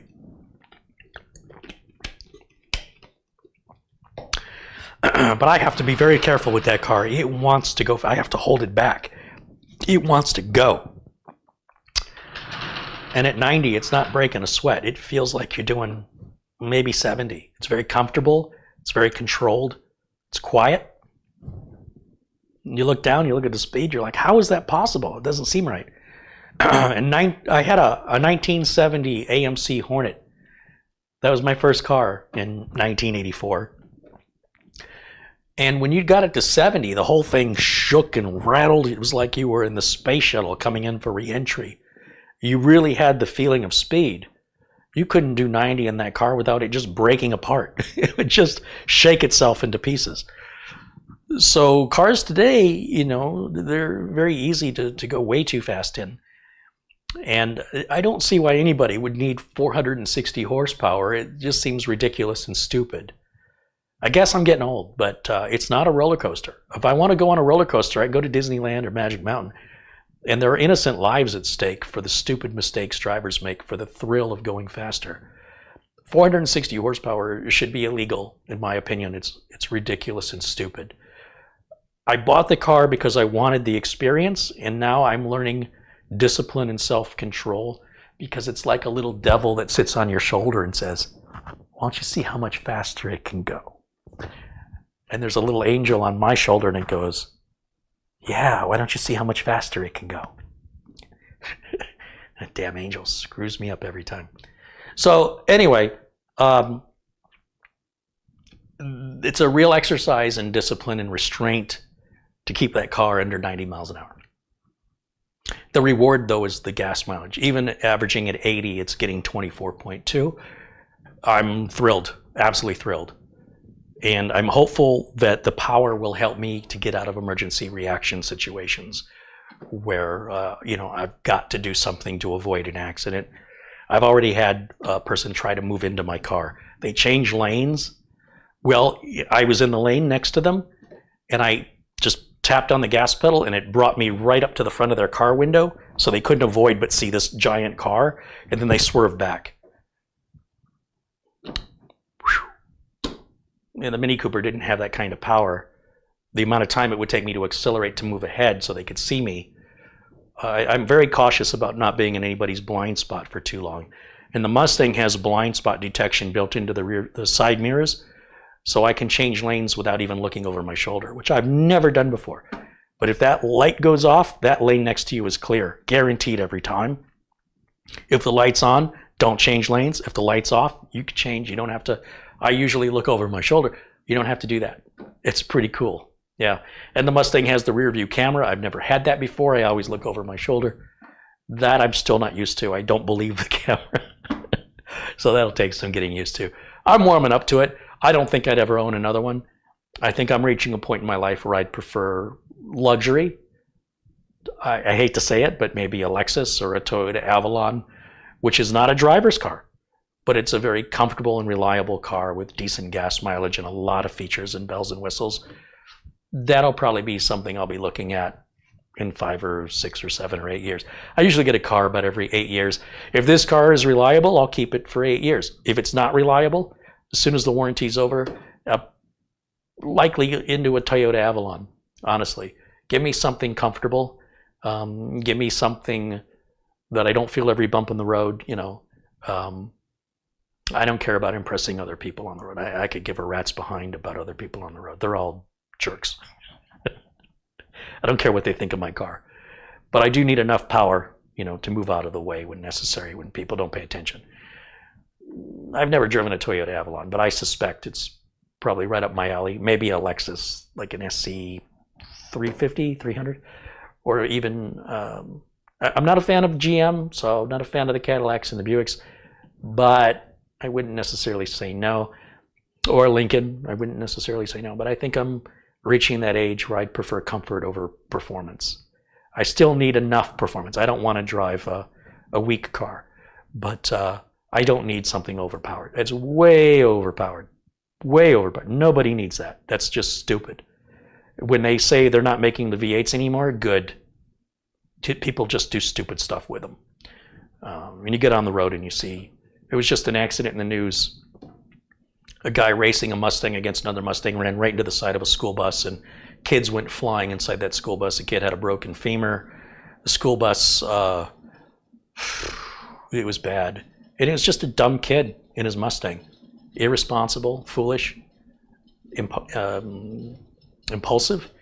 These children shouldn't be given this kind of power. Irresponsible adults should be held legally accountable for the actions of their children. It's absolutely unacceptable. Innocent children were injured because of the foolishness of another child.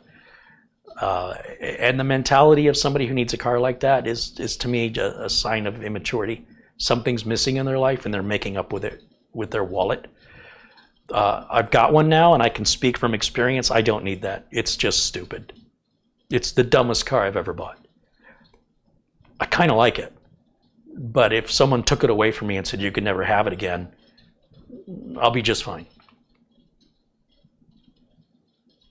I'll be glad when they say they don't make V8s anymore. I understand for towing purposes and utilitarian work that the V8 can be essential in trucks and things of that capacity, but in a sports car, Phoenix is too crowded. It's a very congested place. You don't really have any room, you know, to really exercise the car that it's designed to do, you know, that kind of performance.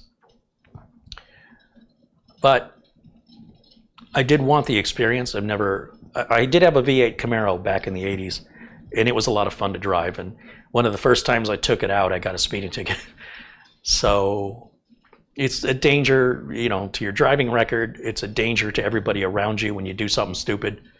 I'd rather not have the option, and if I had to do it again, I probably wouldn't have bought it. I mean, I could have got a Toyota Avalon fully loaded, maybe even a Lexus for the price of the Mustang, but I wouldn't have had the experience. So it's not that I dislike the car, but I do think for the amount of money I paid, I could have got a lot more car. So you're paying for all this performance, which I don't get. I don't understand it. I thought by buying it and having it, you know, a light would click on and I'd say, oh, I see the appeal. I do not see the appeal of this. It's just dangerous. It's like walking around with a loaded gun all the time. I'd prefer not to. But when handled responsibly, and it's very tempting, you know, to want to push that gas pedal down and be pushed back in the seat. I'd rather not have the temptation. It doesn't really benefit me at all. Again, if I want to go on a roller coaster ride, I can go to Six Flags. The shame of it is, you know, when an innocent bystander in another vehicle or pedestrian is injured or killed because of a impulsive need to feel the thrill in a crowded city street. Go out in the country and do that nonsense, but in the big city. So yeah, I like the car. I'm warming up to it, but I think if I had to do it all over again, I'd get something more comfortable.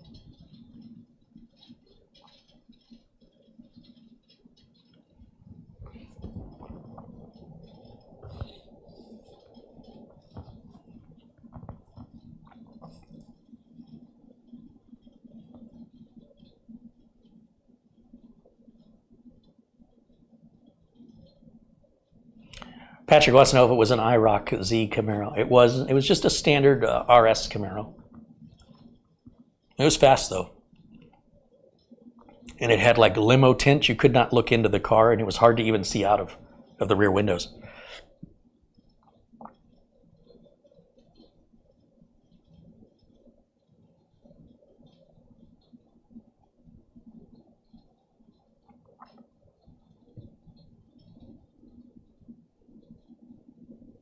The Teslas are fast. That's true. They're faster than V8s.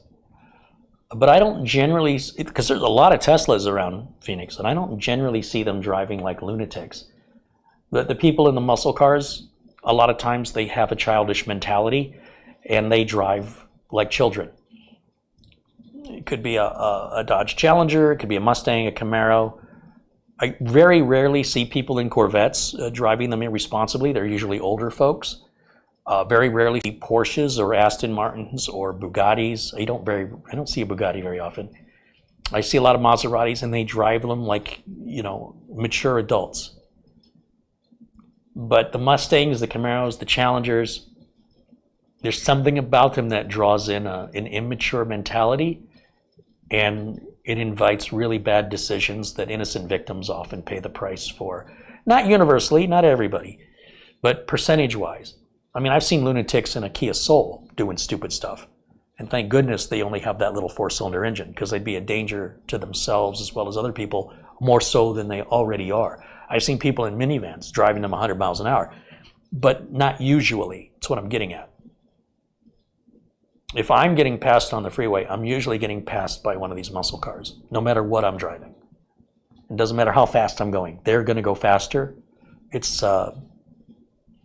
some kind of condition they have. I don't know what it is, but what I do when I see them approaching is I'll take my foot off the gas and let the car naturally slow down, because I'll usually be around 80. I'll let it go down to about 70 and let them pass me. And then I'm not surprised when I look ahead and I see they're in an accident, or they're pulled over due to a car problem, or they're pulled over because of a police officer. That's called a cop sucker. I'll let them be the cop sucker so they can get trapped by the cops up ahead, so I don't have to worry about it. If somebody wants to go faster than you, please let them. They're doing you a favor. If there's any cops up ahead, they're going to get them instead of you. I'm good with that. There was a guy in a Mustang that drove alongside of me when I was coming home. And it was late at night, and I've got tinted windows. Everybody should have tinted windows in Arizona. And I could see him out of my peripheral vision, but I didn't turn my head to look at him. And he stood there. I mean, he stayed right at my side at, 75, 80 miles an hour on the freeway. And it was late at night, and we were the only two cars on the road. And he was trying to get my attention, and I refused to look at him. And eventually, he sped up, and then he took an exit. And as he was taking the exit, I moved over to the lane next to his, and I stomped on the gas, and the engine got, "Rah!" Because I didn't want to play his game, and I didn't want to play by his rules, and I didn't want him to know if he could beat me or if I could beat him, because it's stupid. So once he was committed to the exit, I could floor it, and he can't compete, and he'll just have to wonder, how much horsepower did I have compared to him?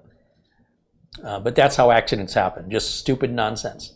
This guy I don't know just pulls right up alongside of me in another Mustang, like that's some single signal that we're supposed to race. What, so we can see who's got a bigger wallet?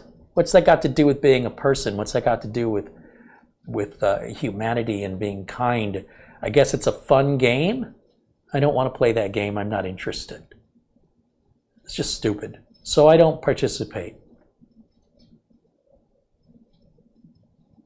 It really upset me. I was like, just leave me alone.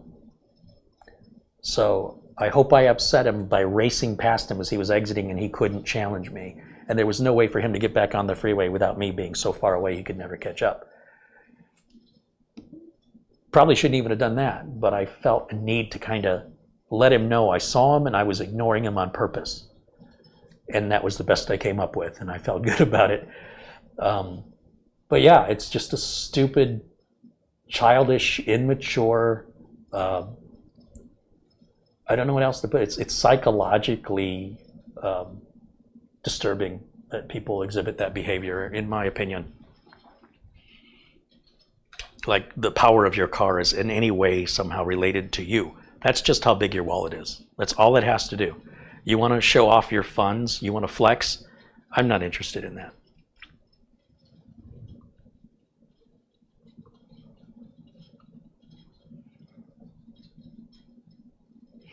55 Mustang dude says some of the Mustang drivers have common.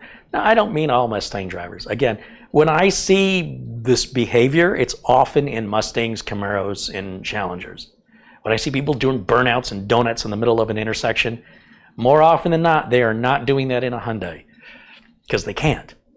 And it's, you know, terrible for the environment to burn all that rubber off the tires. I don't know who's paying for the tires. I can't afford that. So maybe it's daddy and mommy's car. Maybe they stole the car. I don't know.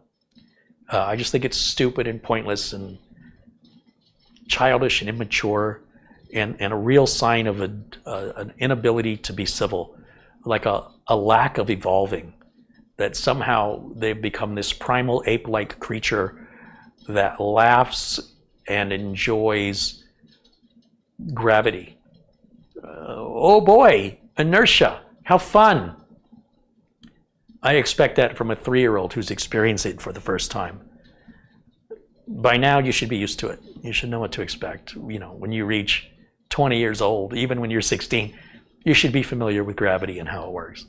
And if you want to go for a ride on a roller coaster, go on the roller coaster. But when you want to endanger everybody around you for your own personal enjoyment at the expense potentially of everyone around you or those unlucky enough to be around you, there's a level there of selfishness, self-centeredness, and a lack of consideration for your community. It's just inexcusable.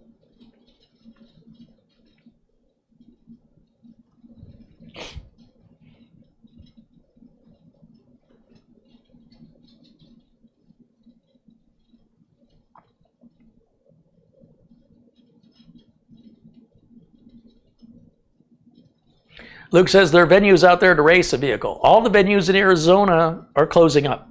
We have basically one venue left. It'll be closed, I think, by the end of this month or next month.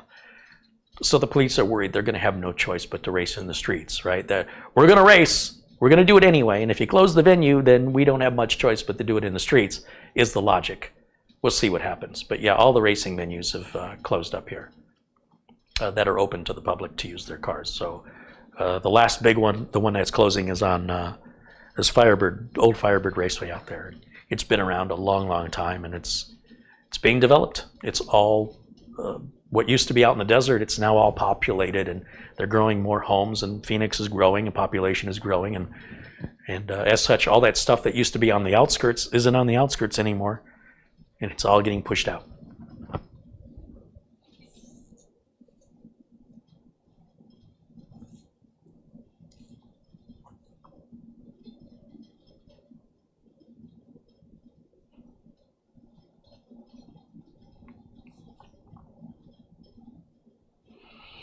So, you know, here in Phoenix, I think it's pretty common that people speed, usually about 15 miles an hour over the posted speed limit. If you're on a 40-mile-an-hour road, it's pretty common for the flow of traffic to move about 55. If you're on the freeway and the speed limit's 55, it's pretty common for it to be 70. And I go with the flow of traffic. If you're leading the pace, that's fine if you're doing it temporarily, if you're just trying to pass somebody or move up and get into another lane. But to just continually drive at a high speed and continually lead that pace, it generally doesn't end well. If you do it long enough, it's just a matter of time before you're not going to be able to respond in time. Your impact is going to be severe. So you can only get away with it until you can't. But it's almost inevitable that somebody's going to change lanes in front of you, not expecting you to be moving that quickly, or that a police officer is going to be around the corner.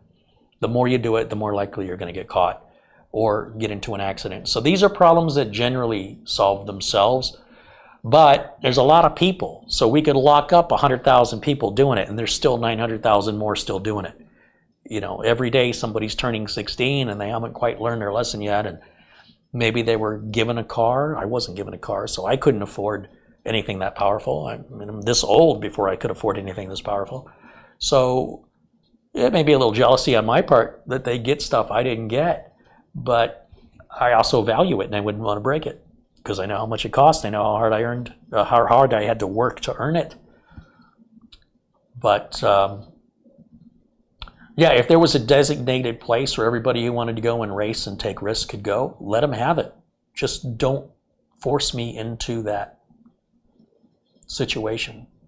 They shut down intersections here. They'll tweet out, we're all going to go to this intersection, and a bunch of cars will show up and shut the intersection down in the city during the daylight and do donuts in the middle of the intersection, preventing any traffic from moving in the intersection.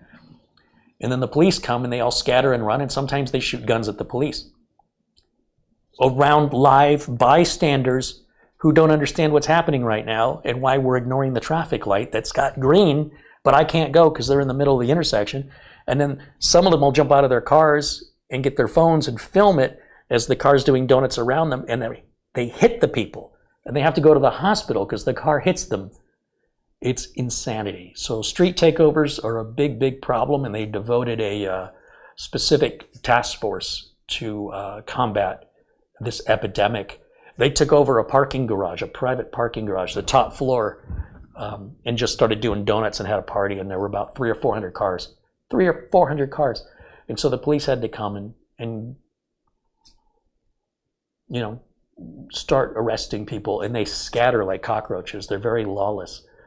And of course, they start to do their investigative research to find out who coordinated it and then hold them accountable. But it's not always that easy.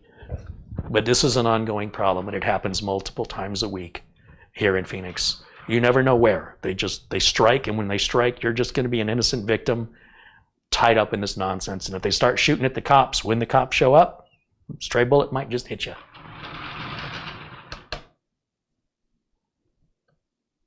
So will I miss Arizona? No. Now, when I get out of here, good riddance.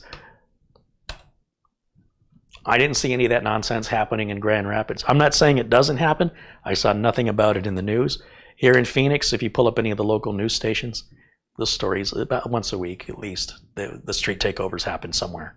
It's always somewhere different. It's always unexpected. Sometimes people get hurt. Sometimes they don't. Sometimes they shoot at the cops. Sometimes they try and run over the cops. It's a different world than when I grew up.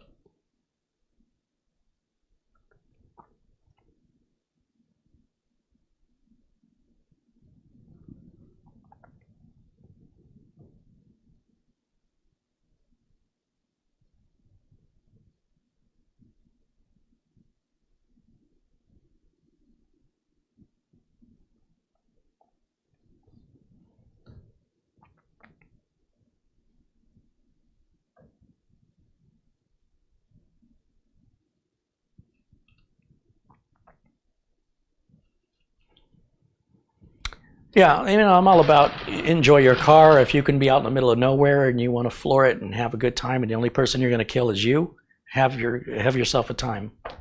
But when you force participants that are involuntary into your manslaughter or, you know, whatever the charge turns out to be, what a stupid reason to go to jail. And what a waste of not only their lives, but yours too, because you'll be spending it in a jail cell and your future is just destroyed. It'll be hard for you to recover from that. Even if you're only spending a couple of years, by the time you get out, it's on your permanent record, and employers are very leery to hire somebody who's spent time in prison. Why wouldn't they be? And that can be very, very hard to overcome, all for a moment of excitement, which could have been done somewhere else, you know, out in a rural area. Then you can go, you know, hit a buck crossing the street or something, and you can go through the window and kill the buck at the same time. And not that it's the buck's fault, but you know that when you drive at speed, the impacts are going to be much more significant. And some people just aren't going to, it's not going to happen to me. Everybody in jail thought they weren't going to get caught. Everybody in the hospital probably wasn't expecting to be in the hospital. And everybody in a car accident wasn't planning on getting in a car accident. And when it happens, if you survive it, your life and the lives of others may never again be the same. And for what? For what? I don't get it anymore. I didn't get it when I was a kid. It's not a matter of me getting older. I never got it. Just never. We used to, when I was growing up, we used to cruise Central Avenue. Now, cruising was cool. So, you know, after business hours, usually Friday night, Saturday night, we get on Central Avenue and you drive slowly you couldn't drive fast. It's just a sea of cars. And everybody's showing off their wheels and blaring their music and honking and smiling and laughing, and sometimes fights would break out. But for the most part, you just, you know, you made a U-turn, you came down the other side for a couple of miles, and you just went around in circles. And you couldn't go any faster if you wanted to. There's too many cars. And then for a while, we were cruising a mall called Metro Center, which is a giant circular, huge. It's a giant mall. And it had a circular roadway around the mall. And we just drive in circles around the mall. And then they outlawed it, and they started cracking down on cruisers. I didn't see any problem with cruising. Cruising was fun. We had a great time, great memories being a teenager and cruising. Yeah. And we didn't do it during business hours. It was always done in the evenings and usually Friday and Saturday nights. Windows has reloaded. My friend had his mother's station wagon. We took cruising, and we used to call it the Dragon Wagon. Yeah, it was a lot of fun. And when you're driving that slow, you can have conversations with people, girls and stuff, standing on the sidewalk, looking at the cars, yelling at you. You yell back, and not like in an aggressive way, but in a friendly way, like, you know, hey, you got room for one more in your car? Silly stuff. A lot of showboating.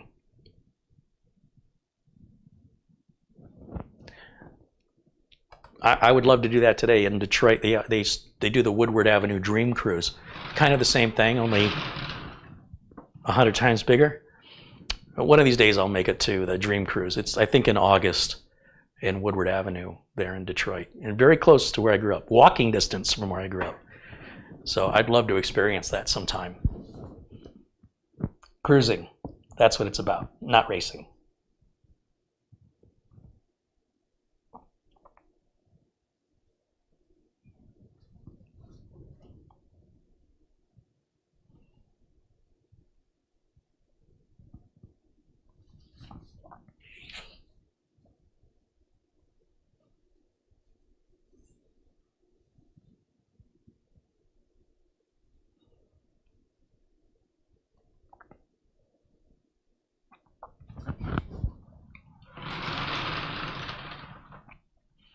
So we're still getting updates on this. I think that's pretty much the video. I mean, that's the repair, ultimately. When it comes right down to it, whatever happened to this computer, as far as the Windows, the registry, the system files, BitLocker, that's all in this little box right here, which, as far as I'm concerned, I would have replaced even if there was nothing wrong with it, strictly for performance benefits. Having the solid-state drive in there not only doubled its capacity, but it also makes the data transfer 2.5 times faster than it was, and it's completely silent and uses less power. So that's a no-brainer. If I see a mechanical drive, I'm going to pull it. That's my instinct is I want to get rid of the mechanical drive to improve reliability, performance, and in this case, we're going to double the capacity. And likely that solid-state drive cost less than this did when it was new in 2015. When's the date on this? I think this was 2015. This is 7 years old. Yeah, January 19th of 2015 is its build date. These normally have a lifespan of about 5 years. He's on borrowed time with this. He's on borrowed time with the whole laptop. His needs are simple. If he can get on Gmail, if he can browse the web, if he can watch YouTube videos, all of his needs are met. So this is still fine for him, but I wouldn't recommend it for most people. The amount of labor, you can see how many hours I have to spend on this. If I charged per hour, I'd already exceed the value of the laptop. Plus, if I charged for the SSD, now I could have bought a laptop and a half of this era. So likely this is more of a hobbyist, enthusiast project you would do yourself or to help a friend who perhaps was unable to afford any. This is the best they can do. Then the least you can do is make it as good as it can be and secure it. The difficulties we had with it are just a result of putting an operating system on it it wasn't designed to use. The fact that it still works is a testament to how well they're built. However, without any warranty, it could go at any time, and it likely will not be worth fixing. Any amount of money we put into it doesn't make it worth any more. So I would say the next time it breaks, it's probably the recommendation to just replace it, because at some point you're just going to be putting money and money and money into it, and it'll just be worth less and less and less to the point where it won't have any value at all. So for now, it's okay. It'll probably be good for the next 3 years. When Windows 10 end of life is done, then absolutely it won't go any further. So if it gets 3 more years out of it, that's like having a car for like 13 years. Like that car owes you nothing. But a lot can happen in 3 years. I mean, if he spills something on it, if he drops it, if it gets stolen, the good news is he won't have lost much. But for his needs, there's really no reason for him to buy a new machine. This one's fine. But if it has problems in the future, I wouldn't put any more money into it.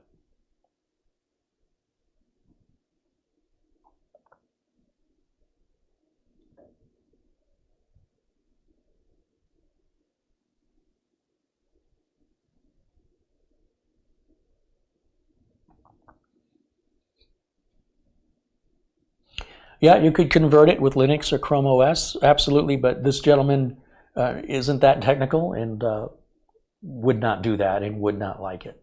So, but for the right person, yeah, you don't necessarily have to destroy it, but for this person's needs, they're going to need Windows, they're going to need that familiar infrastructure and the way that it operates. They don't express any interest in wanting to learn Linux or Chrome OS. They very much like what they have, they just want it to work.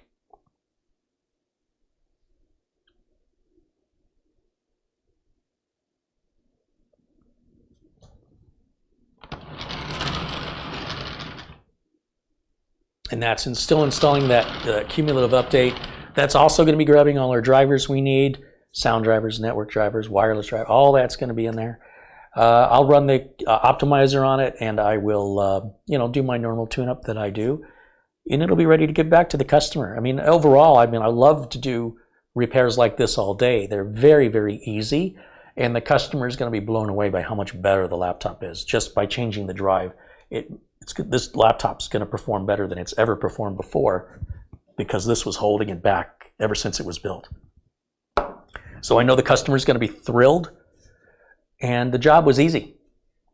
So, every once in a while, I get lucky and I'm not running up against unexpected obstacles like I have in a couple of, like the liquid cooler installs or RGB. It's always that unnecessary nonsense that creates my frustration with the installation process, or the cable management gets overly complex for some stupid reason, and it's not efficient for business. I mean, if I was bored and had nothing to do and wanted a project, keep yourself busy, get your liquid cooler and your RGB and have at it. But when I've got a pile of work waiting and I can't fix the next thing until the first thing is done, and then the 12 things after that, I can't do 12 at once. And if one thing holds me up, then everything gets held up. So if I was planning to get to computer 12 by Wednesday, but computer 1, which should have been done on Monday, now goes to Wednesday, now computer 12 is pushed 2 or 3 days ahead. And if computer 2 now has unexpected delays, now computer 12 is pushed out a week, 2 weeks, and this adds up, and it can become a month or 2 months, and people go, why did you have my computer for so long? So if I can get a bunch of jobs like this, I can get ahead of schedule. I can be done early. Say, yeah, I can take the rest of the day off. But there's a balance in there somewhere where you get your easy ones and you get your difficult ones, and you just do your best to balance your time and know when to say enough is enough. I have to set computer 1 aside so computers 2 through 12 don't have to wait longer. And unfortunately, the owner of computer 1 then is the one that has to wait 1 or 2 months as I work through all 12 computers. And if anything else comes in while I'm working on those 12, I have to decide when I'm going to bring back number 1 again. And if number 2 creates a problem, I might just need to push it off too and go to number 3 and get out the ones I can get out fastest so I can get paid and the customers can have their computers, and then deal with the 2 pissed off customers who are like, hey, I've been waiting for 2 months. Hey, I know what else you want me to do. I give it back to you. You can finish it. There's only one of me, and work just keeps coming in. This laptop didn't exist on my radar ever. I got a phone call this morning. The laptop's on the bench this evening. It'll go back tomorrow. When I'm driving to pick up or drop off, I'm also not working on the next computer. That's all time away. So I think when you're self-employed especially, you have to figure out where that balance is and whether or not you even go pick up and drop off computers, because you're in traffic. You could get into an accident, you could have a flat tire, you could have a breakdown, you could get a ticket, and all that is going to make your day less and less and less productive. I've had days where I was just going to run an errand and come back and get to work, but one thing led to another, and by the time I got back, I had to eat, and after I ate, I was tired. I'm like, that's it, I'm just going to bed. And it turns out I had a day off. Not what I was planning, but everything scheduled for that day now is scheduled for the next day. And it's very easy to just bury yourself. So many people, when they start in this line of work, they think, how am I going to get enough work to keep myself busy? But they never think, I never did, what am I going to do if I have so much work I can't do it all? And the trick is to say no. Just when people call, say, I'm sorry, I can't do it. I only took this job on because it sounded easy, but this could have turned into a nightmare. That's usually what happens. I take these jobs because I think they're all going to be easy, and then it turns out when you're in them, you're halfway into it and there's an obstacle. Like I finished that complete cooler install on my sister's computer before I realized I didn't have the power cable. So I have the power cable, but now I don't have the time because I have other projects. Once those other projects get done, I can put her computer back up and plug in a power cable and do the cable management, which is very simple. All the hard work is done, but it's extraordinarily time consuming to do all that cable management when there's other work waiting that I'd honestly just rather do. So, you can hire an employee and lose control of the quality and maybe have the employee steal your customers. I mean, that's negative. You could have a very good employee who's loyal and excellent. I don't want to risk my business. I don't want the success of my business on an employee. So there's only so many hours in a day. There's only so much I can do, and I have to do all of it. As a result, I've been saying no a lot more, and I'm trying to get more computers going out than coming in, and it's very difficult. It's like starting a business is like moving a train. It's very, very slow. But once that train gains momentum, it's very hard to stop it. So that's where I'm in my business. I've got so much momentum, I can't stop it. So what I'm trying to do is slow it down. And I don't think I've worked this hard in my life. And all I'm trying to do is catch up. I know, woe is me, poor you, you've got too much work. But it's just an opposite of what you normally hear, which is people going, I don't know, I take a $40 job because I need the work. You shouldn't be taking $40 jobs, or you'll never be available to do the $80 or $100 jobs. You'll be occupied with something that's wasting your time for very little money as other opportunities whiz by and you don't even notice them because you were focused on this cheap thing because you were so convinced you needed the money. You worked on some job that was labor intensive that paid you very little because in your mind it was better than nothing. I'm so sick of hearing it. It's a self-fulfilled prophecy that you are keeping yourself from success by accepting work you shouldn't be taking, which is keeping you busy and blinding you to opportunities that you might otherwise have seen and been able to take advantage of. But you're blissfully unaware of it because you're preoccupied and distracted as other opportunities are going by and you don't even know they happened. And then they go, well, I'm giving up this career. I can't make any money at it. All I do is work and I barely make ends meet. I don't know what to tell you. It's just bad business. You hold out, you wait for the right jobs, and likely if you do things right, you should be buried. There's no shortness of work out there, but you have to go and get it. If you wait for it to come to you, or you're advertising at Craigslist and Facebook Marketplace where all these people are looking for something for nothing, you're never going to get anywhere. You're just going to spin your wheels. You're going to get exhausted, burned out, and pissed off. Ask me how I know. Never an excuse to undersell your value to anybody for any reason. It'll keep you there until you stop. You're your own worst enemy if that's the attitude you have. And that's the best business advice I can give you.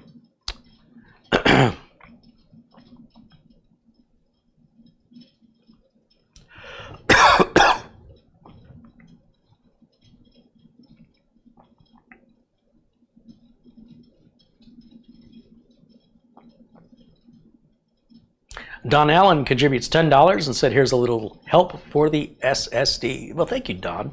This is going to a Vietnam veteran. I should mention that. I don't think I'm going to charge him anything. I like him. I think he's a cool guy. I appreciate his service to the country. And it's easy. So I don't think our country does enough for our veterans, and it's something very easy I can do. And besides, it made me some content, right? So, and I had a pleasure talking with him today. He was a very kind of a kindred spirit, and that always helps. Barry Klein contributes $10. Said, here's something for the Tech Buster tip jar tonight. Hey, thank you, Barry.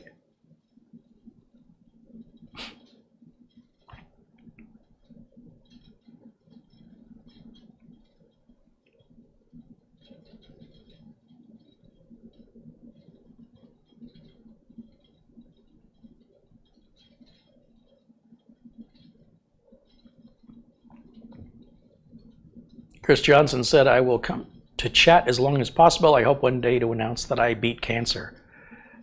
Yeah, keep fighting, Chris. I mean, that's the secret to life. You've got to keep fighting. And I hope you'll hang out with us. And maybe at the very least, I can distract you and get your mind off of things for a little bit. You know? But our thoughts are with you. And I hope you follow everything the doctor says to do. Don't try and outsmart the doctor. That usually doesn't end well. And just keep fighting. We love to see you in the chat. We want to see you keep coming back to the chat.